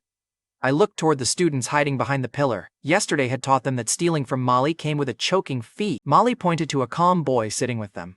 Cole Webb, she whispered. He looks pure-blooded, but he keeps company with half-demons. I don't understand why. Cole was the boy with the black spider mark. He ate slowly and watched the room through the reflection in his cup. In my original outline, a human collaborator hid inside Blackridge behind disguise magic. His only reason for risking the academy was a sick younger sister. Her name was Ruby Webb. Author memory had failed before. I needed a reaction from the current world, so I raised my voice just enough to reach Cole's table. Did Ruby's condition get worse? Cole's spoon stopped halfway to his mouth. His face recovered quickly. His mana did not. For one beat, the pure demon surface around him flickered at the throat and showed half-demon markings beneath it. Molly missed the flicker and leaned closer. Who is Ruby? Kept watching Cole. Someone he knows. Cole's eyes lifted toward me. The spider-marked boy had just answered my question without speaking. One of Molly's bullies heard Ruby's name and looked at Cole. Who is she? The bully asked. Cole set down his spoon. The bully reached for Molly's purse anyway. Yesterday had apparently taught him nothing. I grabbed the back of his collar and drove his face into the wood. Bulls jumped. The dining hall went quiet around us. I kept his cheek against the table. Protection fees ended yesterday, I told him. Ask again and I'll collect interest in teeth. The bully folded immediately. Cole rose without touching his meal. He walked out through the side door. I released the bully and followed 2 minutes later. Cole had taken the same student into an empty stairwell. I watched from normal invisibility while Cole struck him across the mouth. You heard a name, Cole told the bully. Forget it. The student nodded through blood. Cole hit him again for needing the warning. The calm boy from the wall had finally shown an ugly edge. Cole drew a lightning pen. Blue current snapped over the tip. If Adrian asks again, send him to the old dorm wing, Cole told the bully. I'll handle him. The bully ran. Cole checked the hall, then headed for the old dorm wing. That night, Cole left a door in the old dorm wing unlocked and transmitted from the hidden room beyond it. The invitation was obvious. I entered. A glass device on his desk held a human voice inside blue light. Cole was reporting Blackridge schedules. The room also held 20 metal pens arranged around the walls. Each pen carried a lightning rune, spy equipment disguised as school supplies. I respected the commitment to the theme. Cole saw me in the dark reflection of the window. The pure demon disguise dropped from his face. Half-demon markings spread along his neck. You should have stayed away from Ruby's name, Cole warned. I closed the door behind me. You should have chosen a room without loose objects. All 20 pens lifted. Lightning filled them at once. Cole threw the first 5 bolts across the room. I shifted with a chair leg and appeared beside the wall. The lightning erased the chair. 6 more bolts crossed from different angles. Nightfall swallowed the room, but Cole's pens tracked mana instead of sight. 3 bolts caught my coat and burned through the shoulder. Electricity numbed my left hand and made Nightfang jump in my grip. Cole snapped both wrists. The last 9 pens spread into a ring, closing every gap around me. Cole drove the remaining 9 toward the only clear exit. The open lane pointed at the door. His trap had been built for a runner. I chose the pen behind him. Object shift fired. The pen appeared where I had stood. I appeared at Cole's back. His own lightning converged on the metal pen and exploded against the far wall. Cole started to turn. Nightfang's pommel struck behind his ear. He dropped beside the transmission device. 20 lightning bolts, 1 hidden room, and the spy still lost to office supplies. Beautiful. I cut the human connection and waited for him to wake. Cole opened his eyes with Nightfang resting against his throat. He looked at the dead transmission device first. Then he looked at me. "Kill me," he said. "You still won't reach her?" I asked. "Ruby's heart overloads when her mana spikes, correct?" Cole's breathing changed. I described the symptom pattern I remembered from the novel and the stabilizing treatment that could keep her alive. Controlled mana drainage. Regular potions, someone strong enough to stop the surges before they reached her heart. Cole's eyes left the dagger and locked on my mouth. "She can be stabilized," I told him. "I need you alive to arrange it." Cole's eyes dropped to the dagger again. "Why would I trust you?" I opened my coat and showed him the pale familiar curled inside a protected pocket. The creature lifted its head. "I know how to keep Ruby alive," I told Cole. "Keep trying to kill me, and she loses the brother she depends on before you reach the door." Cole's face tightened. "I never threatened Ruby." The familiar bared its teeth at Cole. His hand stopped moving. "I lowered Nightfang. Here's the offer. You send false intelligence to Westbridge Academy, the human school preparing to fight us. Then you leave Blackridge and build me an outside network." Cole sat up slowly. Cole's voice tightened. "And Ruby?" I answered. "I fund her treatment and keep her protected." Cole glanced at the familiar. "You could lie. Then demand a godbound contract." That got his full attention. A godbound contract killed whoever broke a sworn term. It would bind me to Ruby's safety as tightly as it bound Cole to the false report. Cole looked at the cut transmission line. "Bring the contract," he decided. "Then I work." Killing him would have been easier. It also would have turned Ruby into a future enemy and wasted the only spy I had already caught. The next morning, I took Rowan Bell up on his private lab invitation and asked for a contract scroll and mana potions. The lab eccentric listened to my request while adjusting the covered affinity orb. "You need a sacred contract and combat potions before midterms," Rowan observed. "That sounds legal. I value privacy. You value alarming shopping lists." Rowan offered one trade: read a sealed book, keep quiet, and take the scroll plus potions. If the book hurt me, the deal ended. He opened a sealed cabinet. The book inside had come from an erased settlement in the desert. Every page looked blank under ordinary light and magic. Rowan placed it beside the covered affinity orb. "Null residue reacts to it," he told me. "Nothing becomes readable." I touched the first page. The god-priced necklace, my one god armory relic, heated against my chest. Distorted writing rose through the paper. Fragments became readable, prayers to demon gods, diagrams matching the necklace's jewels, and the same gray symbol Rowan had identified as Null. 3 jewels on the necklace glowed red beneath my shirt. Rowan saw the light through the fabric. His hand froze above the book. "What are you wearing?" he asked. "An armory mistake. Take it off." I kept one hand on the book. "No!" Rowan looked from me to the writing and kept his hands off the necklace. The letters faded before either of us found an answer. The book had linked Null, the necklace, and demon god history, then gone blank again. Rowan handed over the contract scroll and mana potions. "Tell nobody this book reacted," he ordered. I pocketed the payment. "Tell nobody my jewelry reads." We had achieved professional trust through mutual blackmail. That afternoon, Cole and I signed the godbound contract in his hidden room. The terms were brutal and short. I protected Ruby and funded treatment. Cole sent the false report and built the network. Betrayal killed either signer. The scroll burned both signatures into black gold light. Cole sent Westbridge a report that Blackridge's strongest cadets planned to strike the main residence sector. Before leaving, he pressed 2 fingers to the black gold contract mark. "Ruby lives if I do this!" The matching mark burned under my wrist. "I signed the same death clause you did. She gets treatment." Cole finally nodded. The spy trusted divine punishment more than my face. Sensible man. Then he withdrew from Blackridge before suspicion could close around him. I pulled out the sealed House Crowe bodyguard authorization Darius had placed behind my registration papers. "Ruby's treatment and your network keep human eyes away from Raina," I told Cole. "Use this." Cole took the seal. House Crowe's money now funded my private spy. The control freak would have loved that. Cole left through Blackgate that night. The next morning in Class A, half the academy had invented a scandal around Cole's withdrawal. Ivy ended the rumors with a worse announcement. "1 week from now, midterms end with a live invasion of Westbridge Academy," she told Class A. "No instructor will rescue you beyond the gate." Every chair stopped moving. Westbridge was the human academy that trained the people Blackridge expected us to kill. In my original plot, Molly died at Oregon and Cole sent no false report. The invasion still killed most of Class A. Their survival had changed the setup. It had not made the mission safe. Before the tests, I found Raina training with Dahlia on the upper field. Raina and Dahlia had become training partners during my week away. Raina saw me and lowered her sword. Her face went cold. "You vanished," she told me. "I attended class. You hid behind buildings." Dahlia looked between us and wisely stepped back. Raina's moonbound ring flashed on her hand.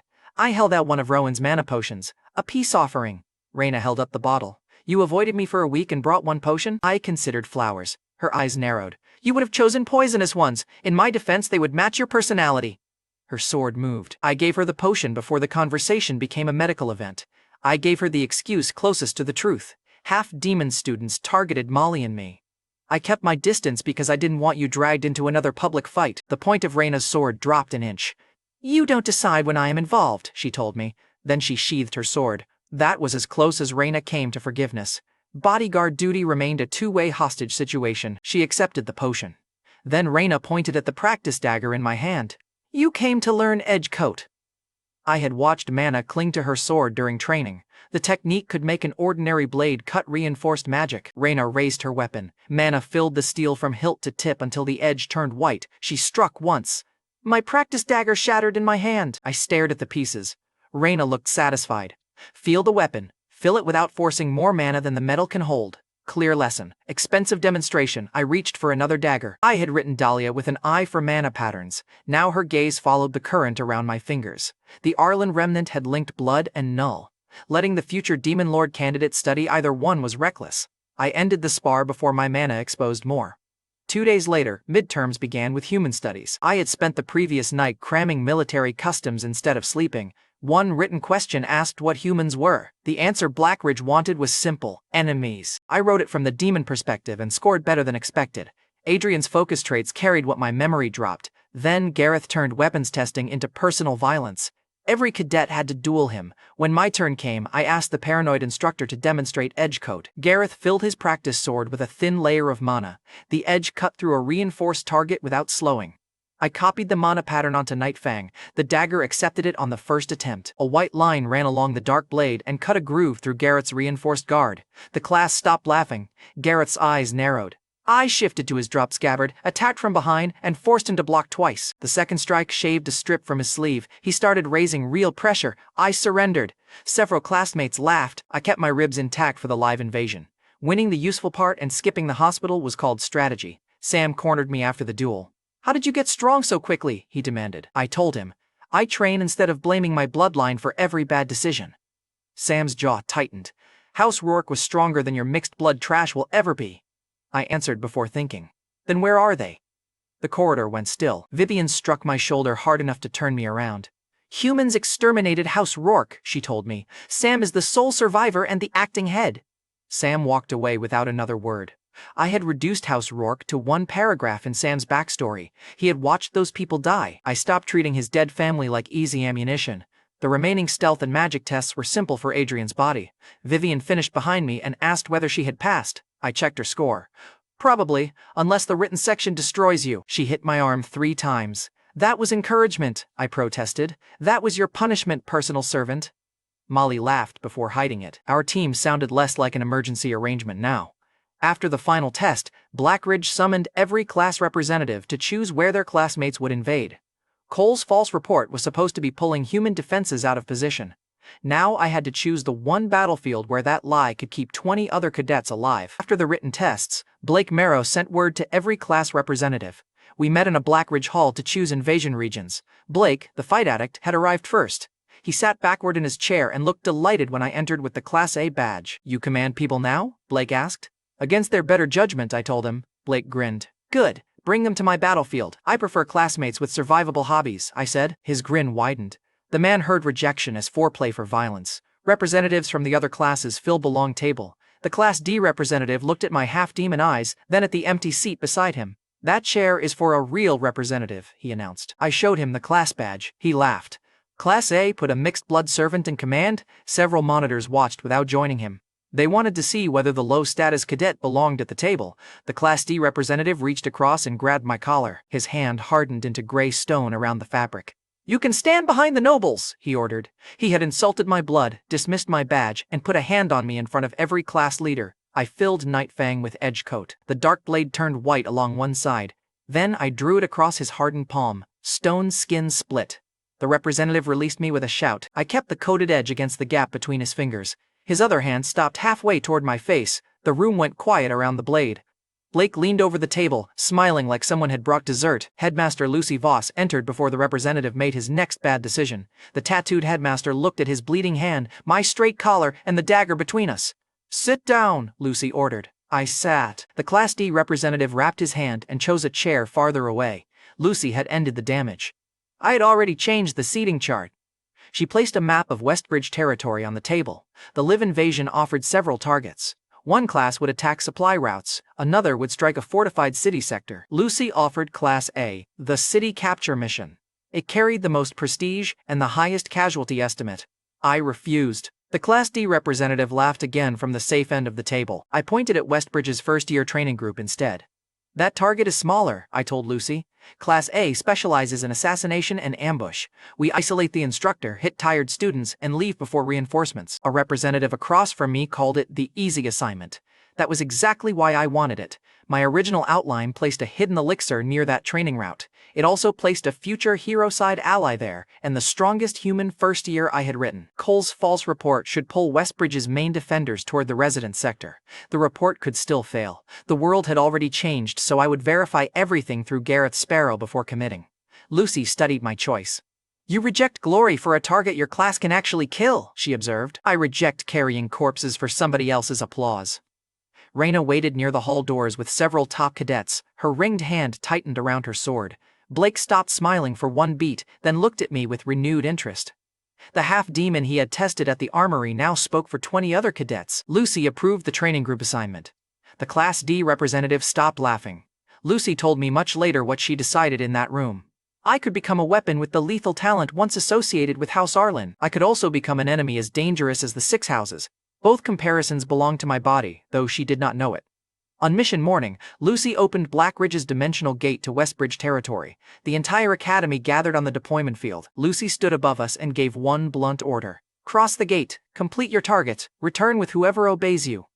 That was Blackridge's blessing and war declaration in the same breath. Ivy Kane met Class A beside the gate. Ivy handed out black masks. Vivian adjusted hers, then stared at the ration brick like it had insulted her family. A route map went into my hand. Ivy pinned one Blossom recorder to my coat and clipped linked markers onto every Class A cadet. If we lived, Blackridge would see our point of view. If we died, the flower would have excellent footage. Ivy pressed the class badge against my chest. "You hold full command beyond the gate," she told me. "No instructor follows." 20 other lives became my problem. Molly checked the medical pouch at her side. Sam watched the dimensional gate like he wanted to eat it. I faced the class. "Stay close during the crossing. Nobody chases a human alone." Vivian commands when I leave the formation. Molly keeps the living worth carrying. Vivian raised one finger. "You finally admit I should lead," answered. "I may need somebody loud enough to be heard during explosions." She accepted that compliment because vanity remained our most stable resource. The gate opened. Class A crossed together. The dimensional tunnel bucked halfway through. One cadet hit the ceiling. Another nearly fell through the edge of the path before Sam's roots caught his ankle. I used force pull to drag both back into line. Then the tunnel threw us into open air. Westbridge Academy floated above a human valley behind a barrier built to survive dragon attacks. We landed on a rocky shelf outside its main defenses. Several cadets stared at the academy. I pointed away from it. "Our target is the practice domain east of the barrier. Move!" Sam fell into step beside me. "I don't take orders from half-demons," he muttered. "You take orders from the person who knows the route." His roots shifted under the ground. I lowered my voice. "I need your gluttony mana to open the practice gate. You need my plan to get Class A home."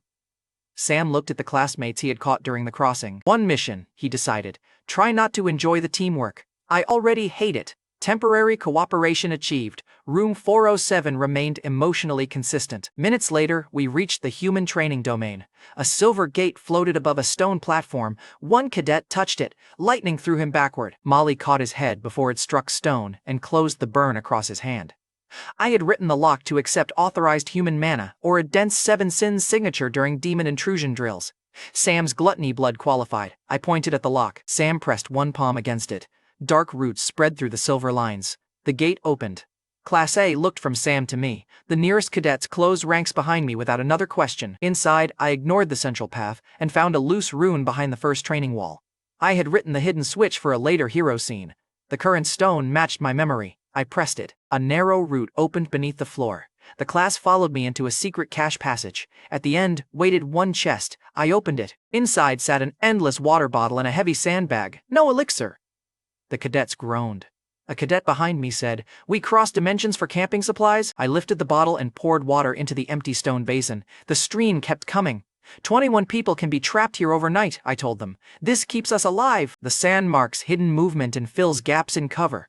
The cadet looked at the sandbag again. He picked up the sandbag without another complaint. Modest loot was still loot. The missing elixir confirmed this was the secondary cache. Celia's private laboratory held the real reward. I closed the chest. Take both. Humans arrive soon.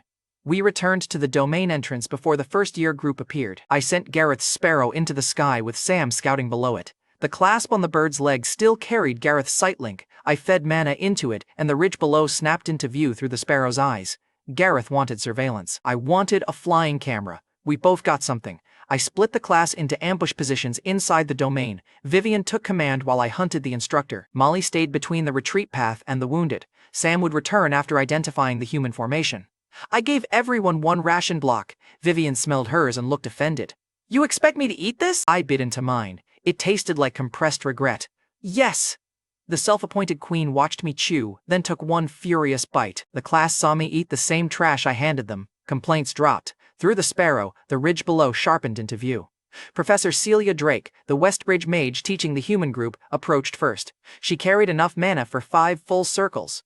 10 shield layers rested around her body like transparent shells. Human first years followed behind her. One boy carried a huge ice hammer. Leo Knox, the strongest human first year in this part of my novel. His weapon returned whenever thrown, and direct fights around him became disasters. My memory placed him here. The sparrow confirmed he had arrived. Cole's false report had worked. No senior defenders followed the class. I dropped the sparrow's sight and turned to Vivian. "Take everyone inside now," I ordered. "Leo is with them. Do not duel him. Exhaust the rest. Keep your retreat route open and run if the hammer starts freezing the ground." Sam emerged from the brush. "You're leaving us with him?" "I'm removing the instructor." He looked toward Celia's position. "One mission," Sam repeated. Then he led the scouts into the domain. The human students entered after them. Celia stayed outside and counted every student through the gate. No senior escort followed them. She swept the ridge twice and found nothing. Nightfall kept my mana low, and Cole's false report had pulled the senior defenders toward the main residence. Only then did Celia turn away from the practice gate. She walked toward a massive tree growing alone on the ridge. That route matched my outline. The laboratory entrance should be inside the trunk. I waited until she passed the first rocks. Then I used Null Veil for 3 seconds. My presence vanished. I crossed the open ground before the sensory cost could land. Then I canceled the technique and hid behind the next tree under normal invisibility. Celia never looked back. She pressed a hand to the giant trunk. Runes opened across the bark. Before she could enter, I attacked. Null Veil removed me from her senses. Edgecoat turned Night Fang white. I drove the blade into the first shield. 2 transparent layers shattered together. Celia spun and released a wind blast. The force threw me through a sapling before I canceled the veil. My hearing vanished in one ear. 8 shields remained. Celia saw my black mask and the blossom recorder on my coat. "Blackridge," she breathed. Her surprise lasted 1 second. Then the 5th circle mage chose violence correctly.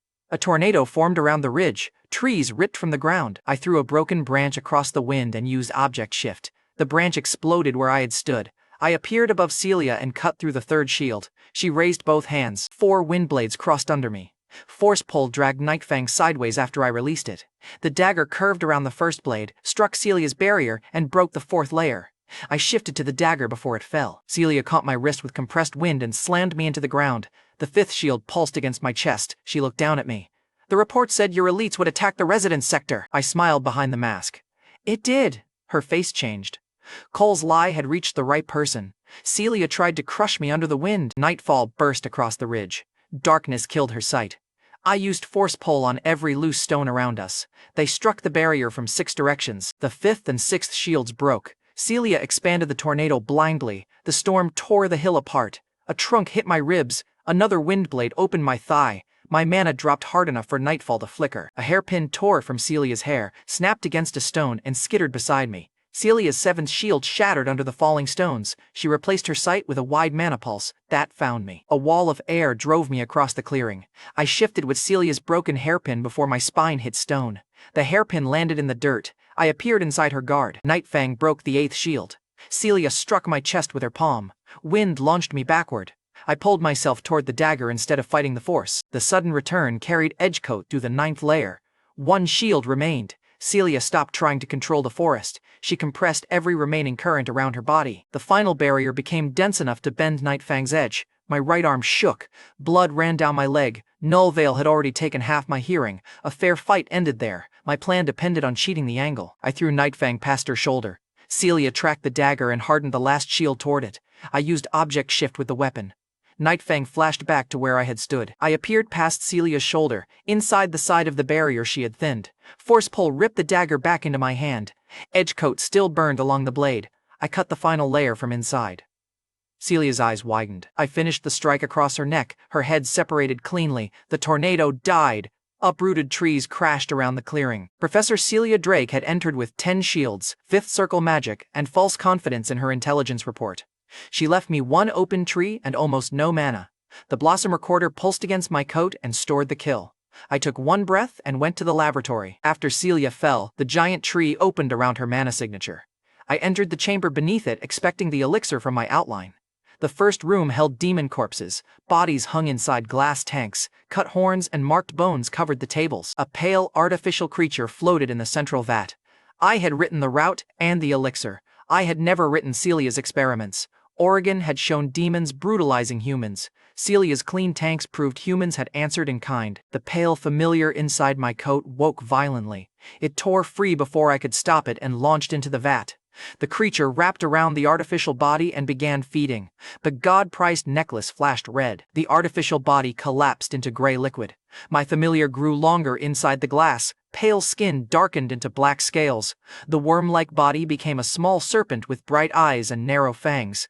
The answer page opened against the tank. Venom, familiar, evolved.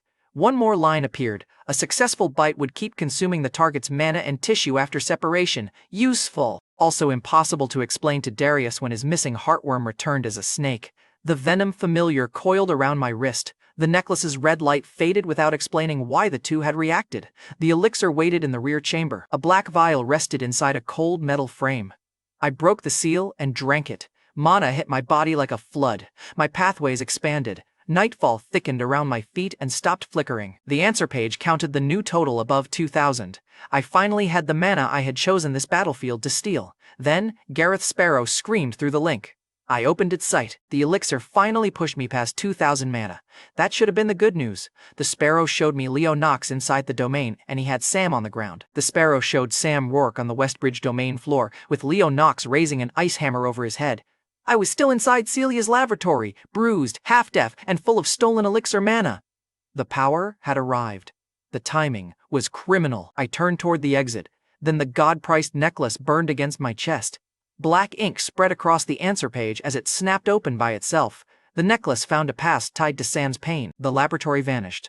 Years earlier at House Rourke, I saw through Sam's childhood eyes.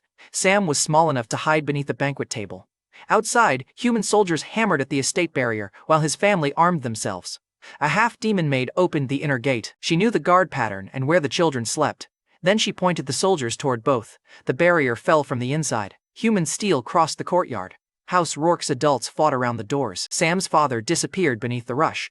Servants tried to carry the younger children through a rear passage. The maid marked that passage too. Sam's mother found him under the table. She dragged him through a pantry and pushed him into a stone storage room beneath the floor. "Stay quiet," she told him. "Live." She closed the slab above him. Boots entered the pantry seconds later. Sam pressed both hands over his mouth while the fighting moved through the house. The sounds stopped 1 room at a time. His mother returned after dark. Blood covered one sleeve. She lowered herself beside him and sealed the stone from within. They waited. 1 day passed. Then 2. Nobody came. The storage room held no food. Sam's mother gave him the last water and kept telling him the doors would open. Her voice weakened first. Then it stopped. Sam stayed beside her until hunger woke the gluttony roots inside him. Black roots pushed from his hands. They touched the only body left in the room. He tried to pull them back. They kept feeding. The vision ended with a child alone beneath his destroyed home, alive because his own bloodline had consumed what he loved most. The laboratory slammed back around me. My hand was crushing the necklace. That was why Sam watched half-demons like betrayal wore our faces.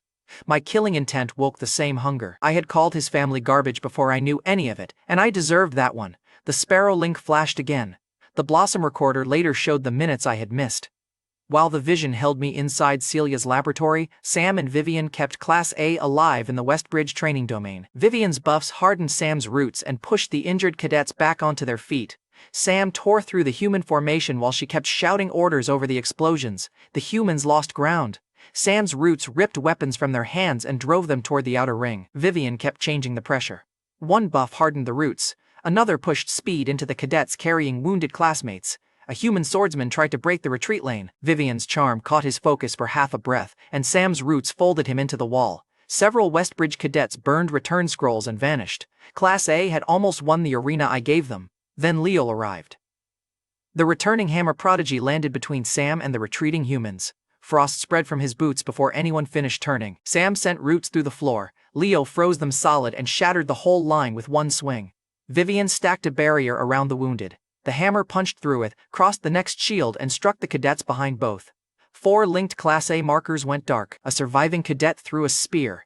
Leo caught it in ice and sent it back hard enough to pin the weapon through the stone beside his head.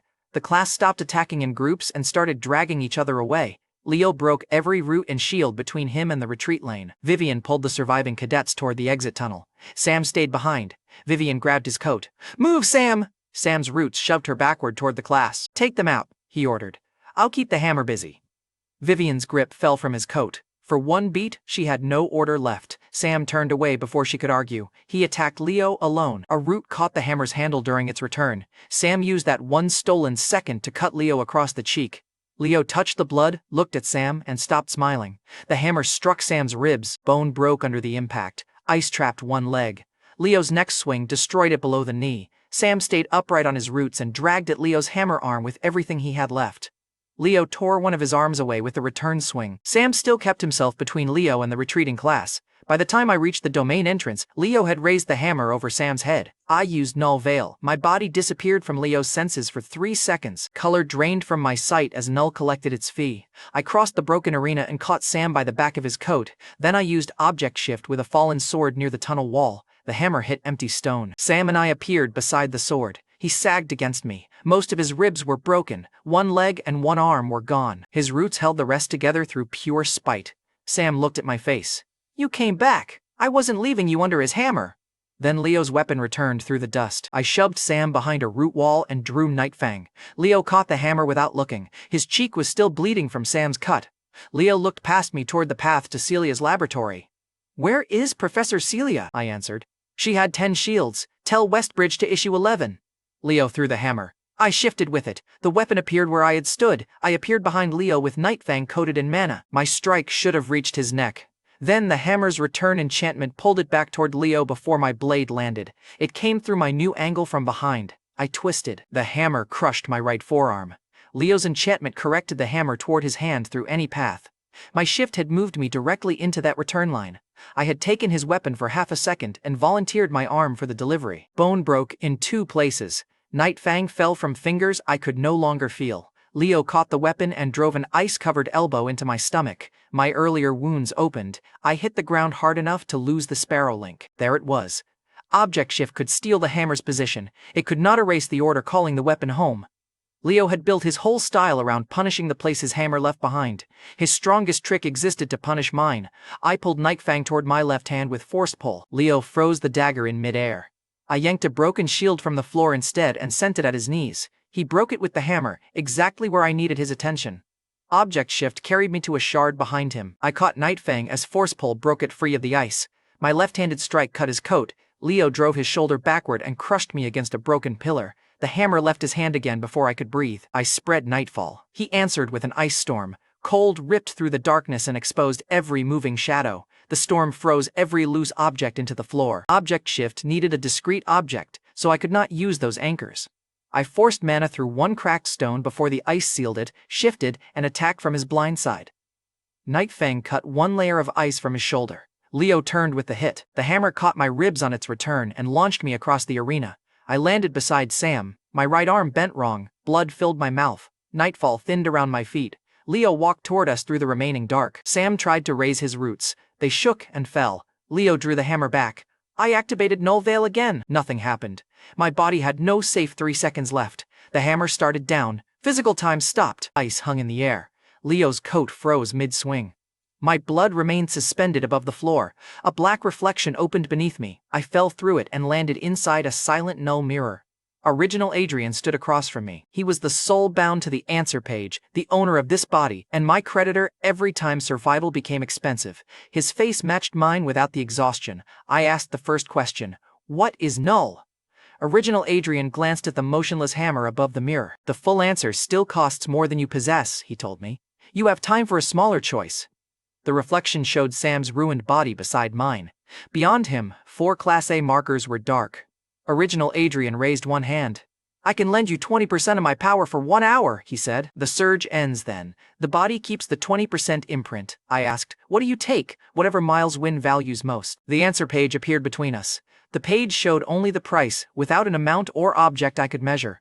I had written Adrian to die and Sam as a hateful obstacle. The dead cadets had been background losses for a hero's growth. They were people now, and the hammer was already falling.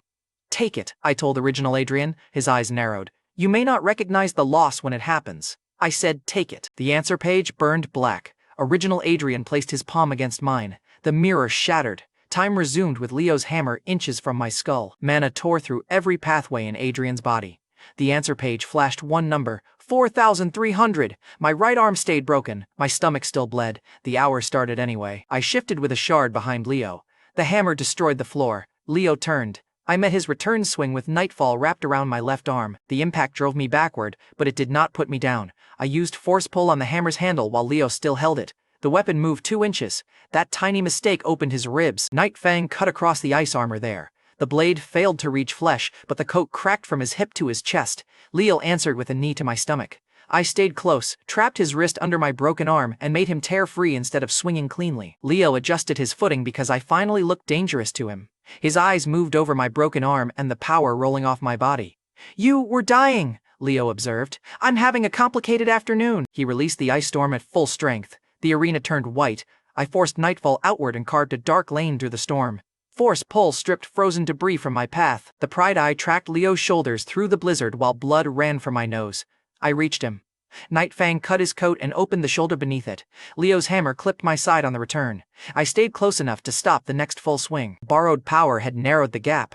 Leo remained stronger in raw combat, and the hour was already burning. Sam's roots rose behind us. Leo glanced toward him. "Your kind invaded human land and calls this justice." Sam forced himself upright on the roots holding his body together. "Humans crossed into demon territory for resources before I was born," Sam answered. "You called profit a holy war." Westbridge cadet named Jessa Finch stood near the broken exit with one unused return scroll. She had stayed beside Leo after the others retreated, and Sam's accusation made her stop. Jessa stepped between Leo and the tunnel. "Sam's right about the old records," Jessa told Leo. "Both sides slaughtered people. Stop calling every murder defense." Leo pointed toward her return scroll. "Leave." Jessa held her ground. "I won't repeat your version." Her refusal carried across the broken arena. Leo's hand tightened on the hammer. Then he moved once. The ice edge of his hammer crossed Jessa's neck. Her body fell beside the unused scroll. Nobody spoke. Leo looked at Sam and me. "Now you're next." Sam's roots went still. My grip tightened around Night Fang. Leo raised the hammer to throw at Sam. I used object shift with the weapon while his hand still held the handle. The hammer appeared where I had stood. I appeared inside Leo's guard. The return order activated immediately. Sam's roots erupted from the broken floor and wrapped the hammer before it could fly back. Leo pulled. The roots stretched, cracked, and held for 1 second. 1 second was enough. I drove Night Fang into the cut on Leo's shoulder. He caught my wrist and started freezing the broken arm. The venom familiar launched from my sleeve. Its fangs sank into the same wound. Leo tore the serpent away and threw it across the floor. It landed beside Sam, stunned but alive. The bite stayed. Dark lines spread under Leo's skin. His mana began disappearing into the wound. The ice around us weakened. Sam pulled harder. The hammer remained trapped 3 steps away. Leo punched me across the face. I kept Night Fang in the wound and twisted once. He finally released my wrist. The return scroll beside Jessa flared. Leo looked at the hammer, the spreading venom, and the roots refusing to let go. Then he chose survival. He tore open the scroll. White light closed around him. I lunged once and stopped. Chasing him would leave Sam and the class without a leader. Leo had already paid in blood, and the venom was still eating. The scroll vanished with him. His hammer ripped free of Sam's roots and disappeared after its owner. The arena went still. We had forced the strongest human cadet to retreat. Sam collapsed before I could enjoy it. Vivian returned with the surviving Class A cadets. Molly reached us first and dropped beside Sam. Her healing light moved over his ribs, stopped at the missing limbs, and shook. Sam looked past her toward the class. I stayed because they're mine, he told me. Idiots, half demons, pure demons, mine. He offered no apology or friendship speech. He had already paid for the words with his body. Black roots folded over him. Molly tried to hold them back. Sam told her to move. His roots consumed the ruined body and tightened around one hard point. The answer page explained the change in one line. Gluttony could collapse a dying house work heir into a survival seed and attach that seed to a mana host. Black roots wrapped around my left hand. When they withdrew, a black horn curved from the back of it. Sam's voice came from inside the horn. I need your mana! The temporary hour ended. Power dropped out of my body. My knees nearly followed. Some of original Adrian's strength stayed behind. The answer page confirmed a permanent 20% residue had settled into the body. It also confirmed the bargain price had been collected. It did not name what was gone. Molly caught my shoulder before I fell. Sam explained the recovery rule from inside my hand. Daily mana would rebuild him over several months. More consumed energy could shorten the wait. Vivian stared at the horn. You turned the worst roommate into luggage, she told me. Sam's horn twitched. I can still hear you. Tragic, Vivian replied. Look, the man had survived dismemberment, a hammer maniac, and his own bloodline. The portable roommate joke waited until he was safe. Then it became mandatory. Sam demanded another stream of mana. I told him, you were cheaper when you only stole blankets. You never owned the blankets. Room 407 remained a hostile workplace. The humor died when we counted the class. 21 had crossed into Westbridge. 17 were still breathing. 4 bodies lay under the broken roots. Sam's survival seed needed energy, and the fallen still carried demon mana. His roots drew that power into the horn before we moved them. Nobody celebrated it. Molly had already checked each body. There was nothing left for her to save. A surviving class. A cadet took my unbroken side and helped me walk. Molly kept one hand against my stomach wound while moving between the worst injuries. Vivian counted the living twice and put the strongest survivors around the 4 bodies. Sam's horn stayed warm against my hand and pulled another thread of mana every few steps. The living carried the wounded. Our strongest cadets carried the 4 bodies. We moved in one wounded line. Nobody spoke. Vivian led the group back towards Celia's laboratory. The return portal would not open until morning, and Leo's scroll had left a human signature behind. We had driven him off. Leo's return guaranteed Westbridge would know Celia was dead, and 17 wounded cadets were trapped near the extraction zone. My right arm was broken. Sam lived inside my hand. 4 classmates were dead. Original Adrian had taken the most precious thing I owned, and I could not tell what it was. The next enemy only had to find us before sunrise. I learned later that Leo Knox reached Westbridge's infirmary minutes after escaping us, with the venom still eating his arm. Human healers tried to stop the black lines climbing from his shoulder. They failed. The venom kept consuming mana and tissue around the bite until the arm could no longer be saved. Leo tried to freeze the wound himself. The black lines ate through the ice and kept climbing. Human healers cut the arm away before the venom reached his chest. While they worked, Leo reported our ambush, Professor Celia Drake's death, and the fixed return window. Dean Miriam Lowe, the Westbridge authority handling the attack, read his report beside the ruined limb. The academy had lost several cadets and control of its own training domain.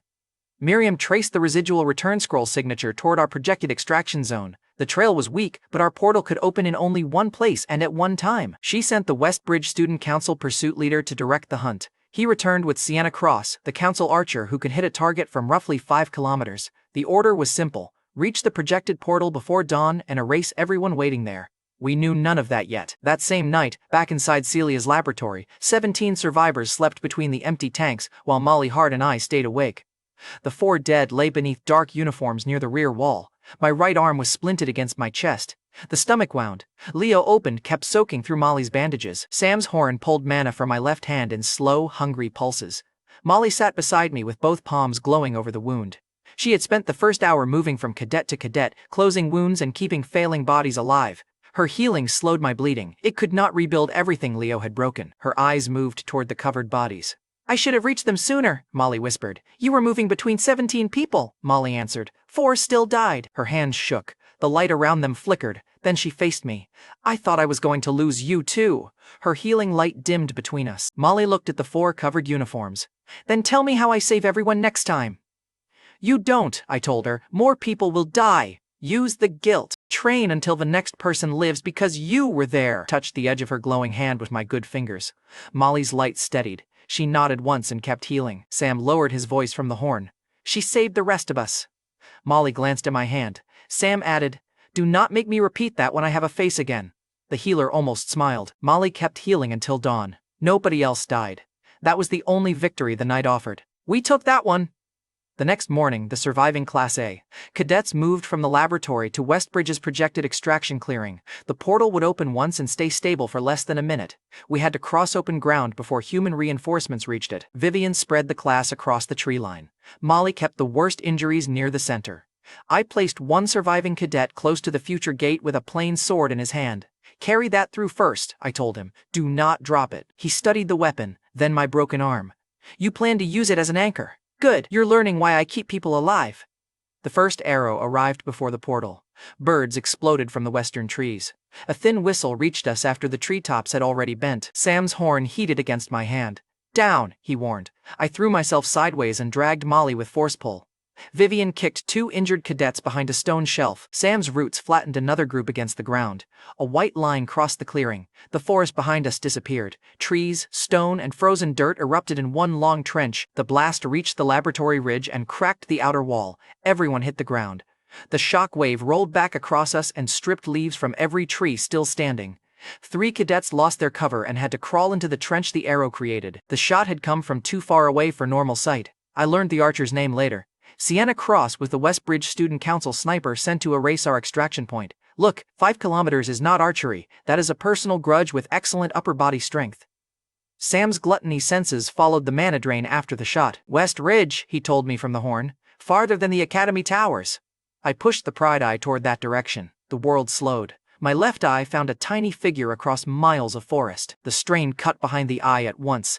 Blood ran down my cheek. Sienna had already drawn again. Her bow collected a white point bright enough for the pride eye to catch across the distance. Several cadets started toward the empty portal ring. I blocked them with Nightfall. Wait, I ordered. The gate isn't open. Running early gives her one pile to shoot. Vivian pointed the survivors back toward separate cover. Nobody argued with her this time. The self-appointed queen had spent the mission keeping people alive. Even Panic had learned her rank before the board posted it. Sienna's second draw held while she tracked our movement. The held shot told me she was waiting for the portal. The next 30 seconds became the longest wait of the mission. Molly moved one wounded cadet at a time. Vivian shifted cover whenever the distant bow followed them. I watched Sienna through a bleeding eye and called every adjustment before she released. The ring activated 30 seconds later. Blackridge's gate tore a bright oval through the clearing. Move! I shouted. Vivian sent the wounded first. Molly followed them while maintaining healing on 2 cadets at once. The sword carrier crossed near the front. Sienna released. Through the pride eye, the arrow seemed slow enough to study. The blood loss proved the illusion expensive. That projectile carried enough force to clear the entire portal line. Human mana around it pressed a tunnel through the air before the point arrived. Sam released Gluttony from the horn. Black roots spread from my hand and twisted into a storm above the clearing. The arrow entered the storm and kept coming. More, Sam demanded. I fed him mana. The roots darkened and pulled against the projectile. Its point drifted half a degree. Still too close. I spread Nightfall around the arrow. Darkness pressed against the shaft and weakened the mana holding its line. Then I used force pull on the shaft. The arrow fought every layer. Sam's storm peeled away the outer ice. Nightfall hid the shaft from Sienna's sight. Force pull kept dragging the point toward empty ground. The pride eye showed every tiny change in the arrow's flight. Whenever the shaft resisted and pulled toward its original line, I changed the angle, and Sam twisted the storm against it. We were moving inches against a weapon built to erase acres. My broken arm pulled inside the splint. The pride eye bled harder. Sam's horn burned against my skin. For 1 second, the arrow stopped moving sideways. I pushed until the veins around the pride eye felt ready to tear. The arrow passed above the final cadet and struck the ridge beside the portal. Half the clearing lifted. The gate shook, but stayed open. The gate's bright edges began collapsing while the final 2 cadets crossed into Blackridge. 17 cadets had reached the other side.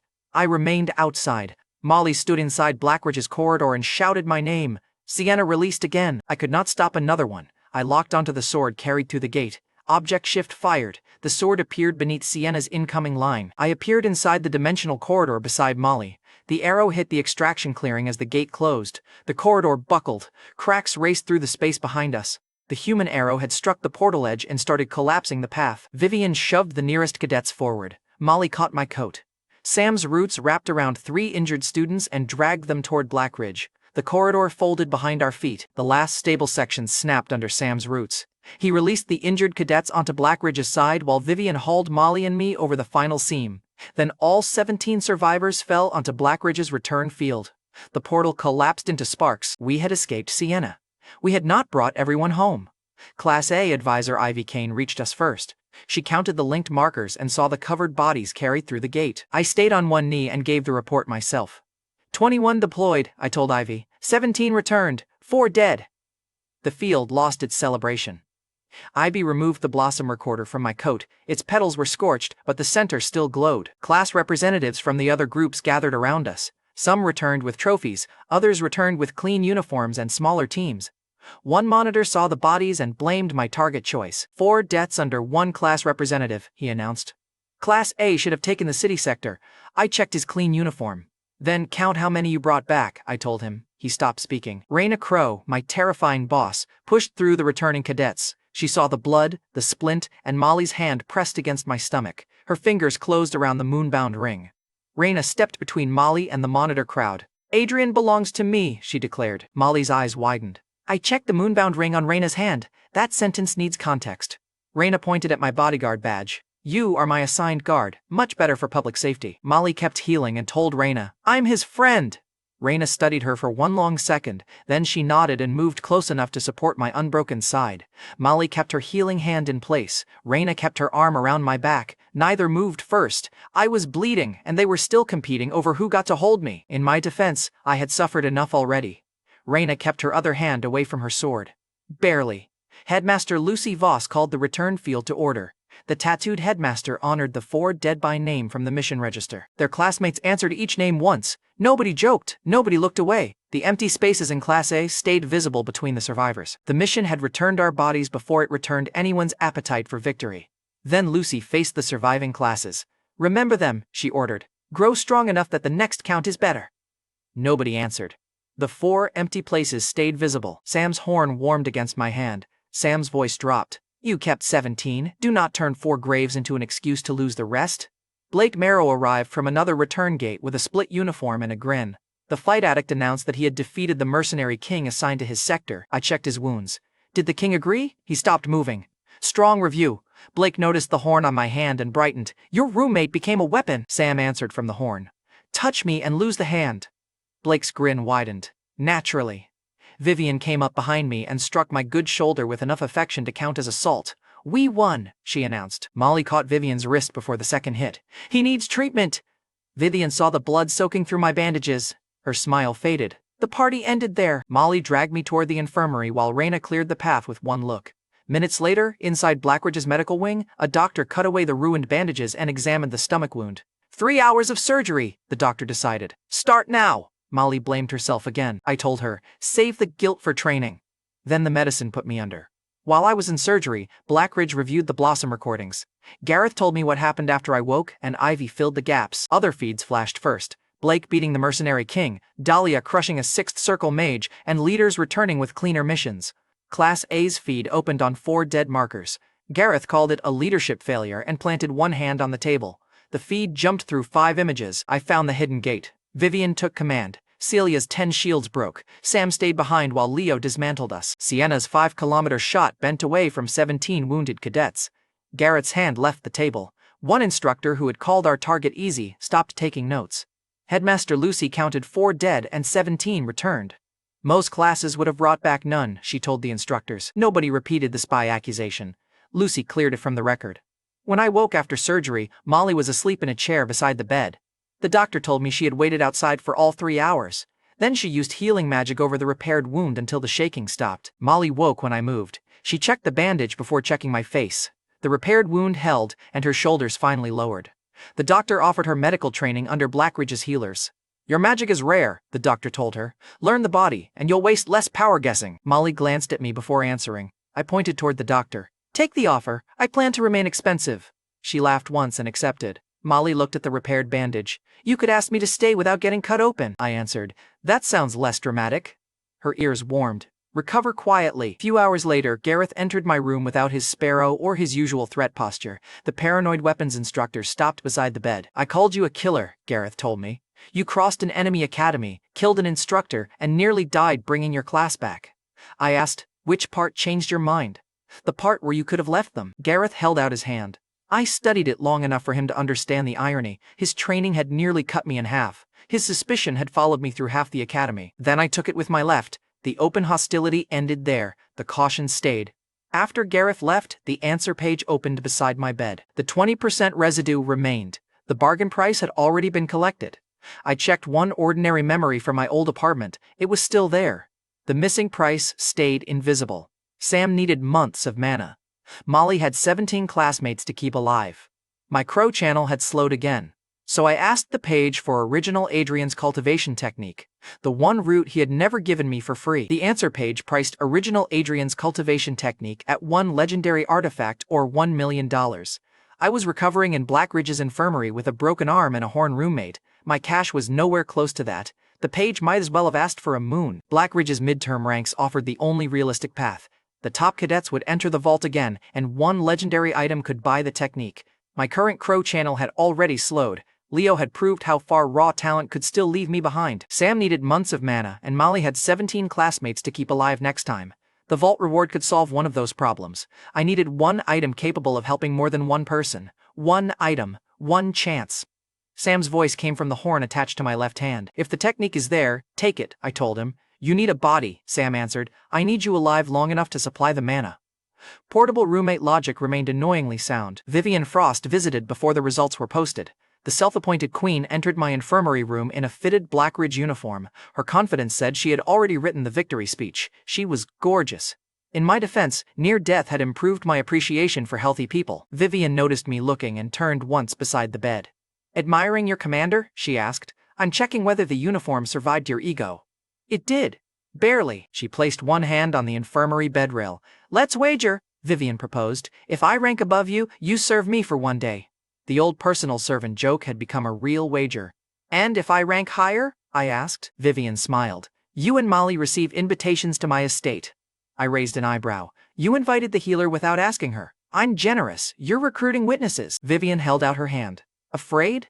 I shook it with my good hand. Deal. Molly comes with me.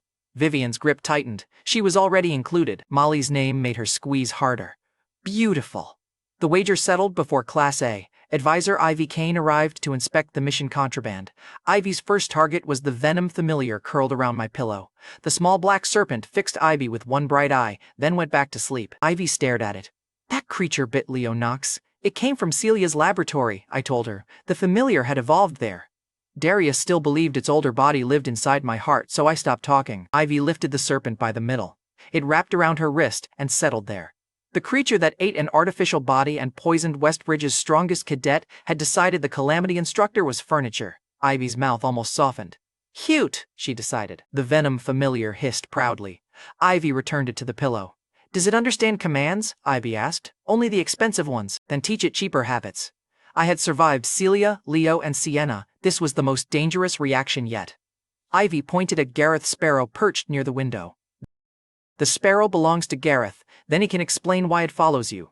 Ivy gave me 1 month to pass both creatures through Blackridge's familiar exam. The venom familiar bit powerful enemies for a living, and Gareth still owned the sparrow. Perfect. My hidden poison leash had become a school registration problem. Darius would have been thrilled. A few days after surgery, Ivy posted the midterm ranks in Blackridge's main hall. The board went up before breakfast. By the time I arrived, the corridor was packed with cadets pretending they did not care. Molly stood near the lower half of the board with both hands over her mouth. Her name sat at 38th. That rank carried a full Blackridge scholarship. The healer who nearly failed Oregon because she could not kill had earned her place by keeping people alive. Molly found me in the crowd. I made it, I told her. You did. Try not to apologize for the scholarship. She laughed through the tears and nodded. Molly touched the scholarship line with one finger. Cadets who had ignored her in class moved aside so she could read it again. The scholarship covered her tuition and housing. The healer who had almost been expelled for refusing to kill now had Blackridge paying her to keep people alive.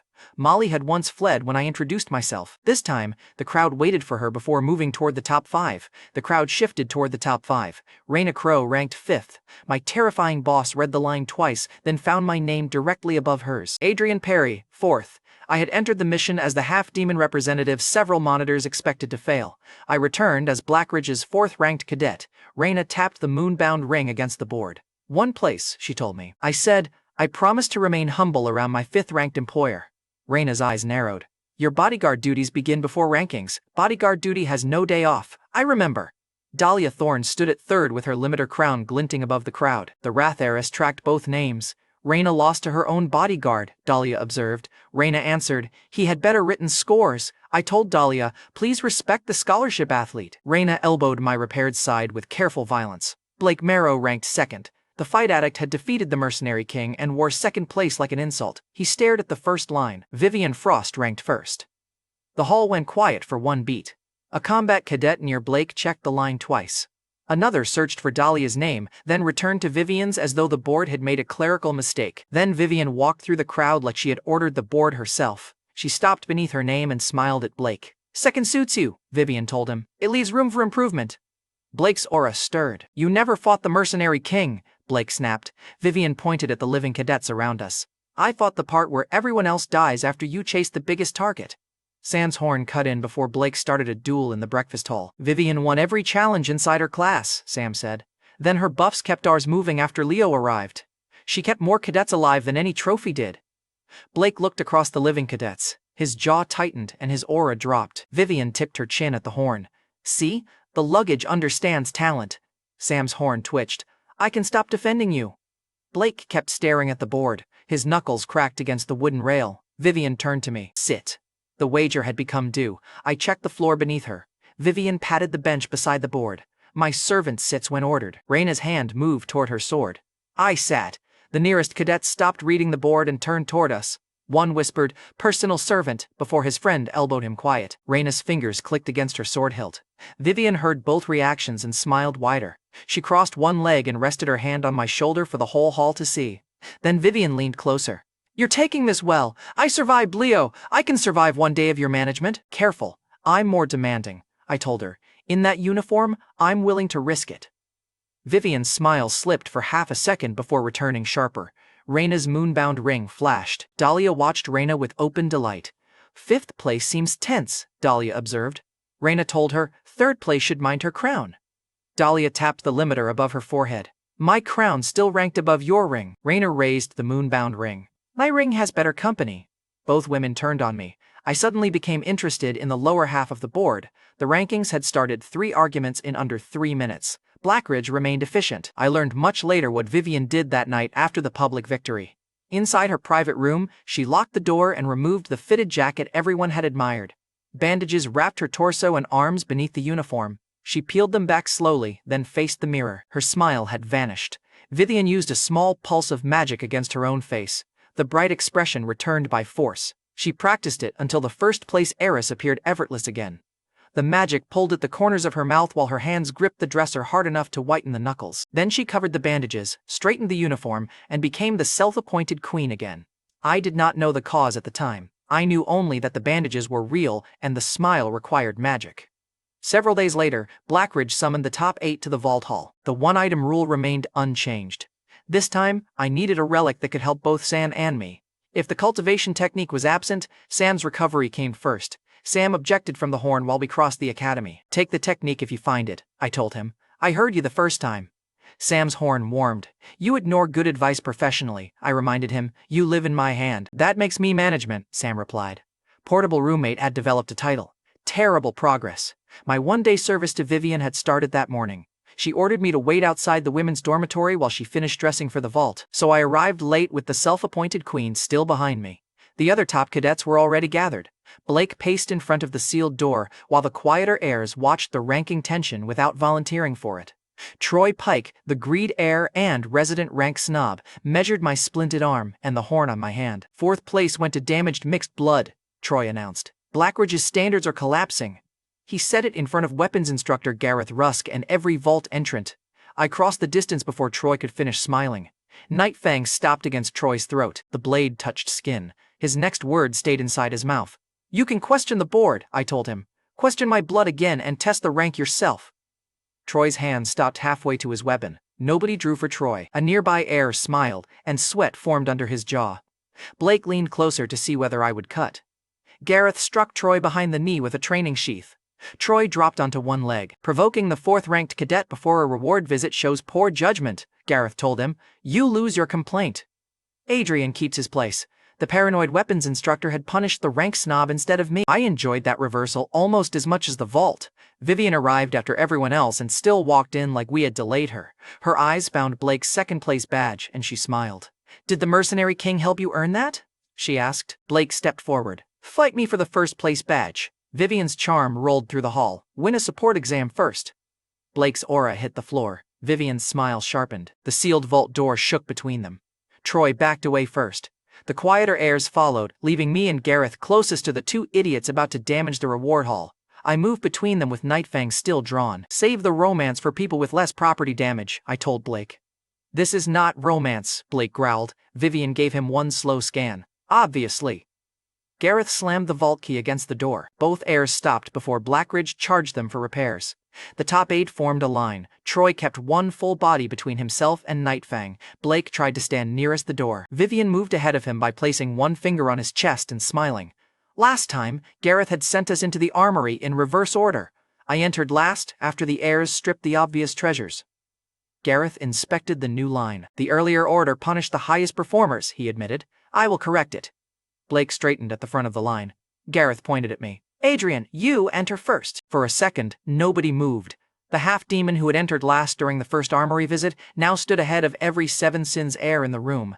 Troy's face soured. Blake stared at Gareth and opened his mouth. Nothing came out. Vivian seemed pleased for reasons that probably involved my service day. The vault door opened.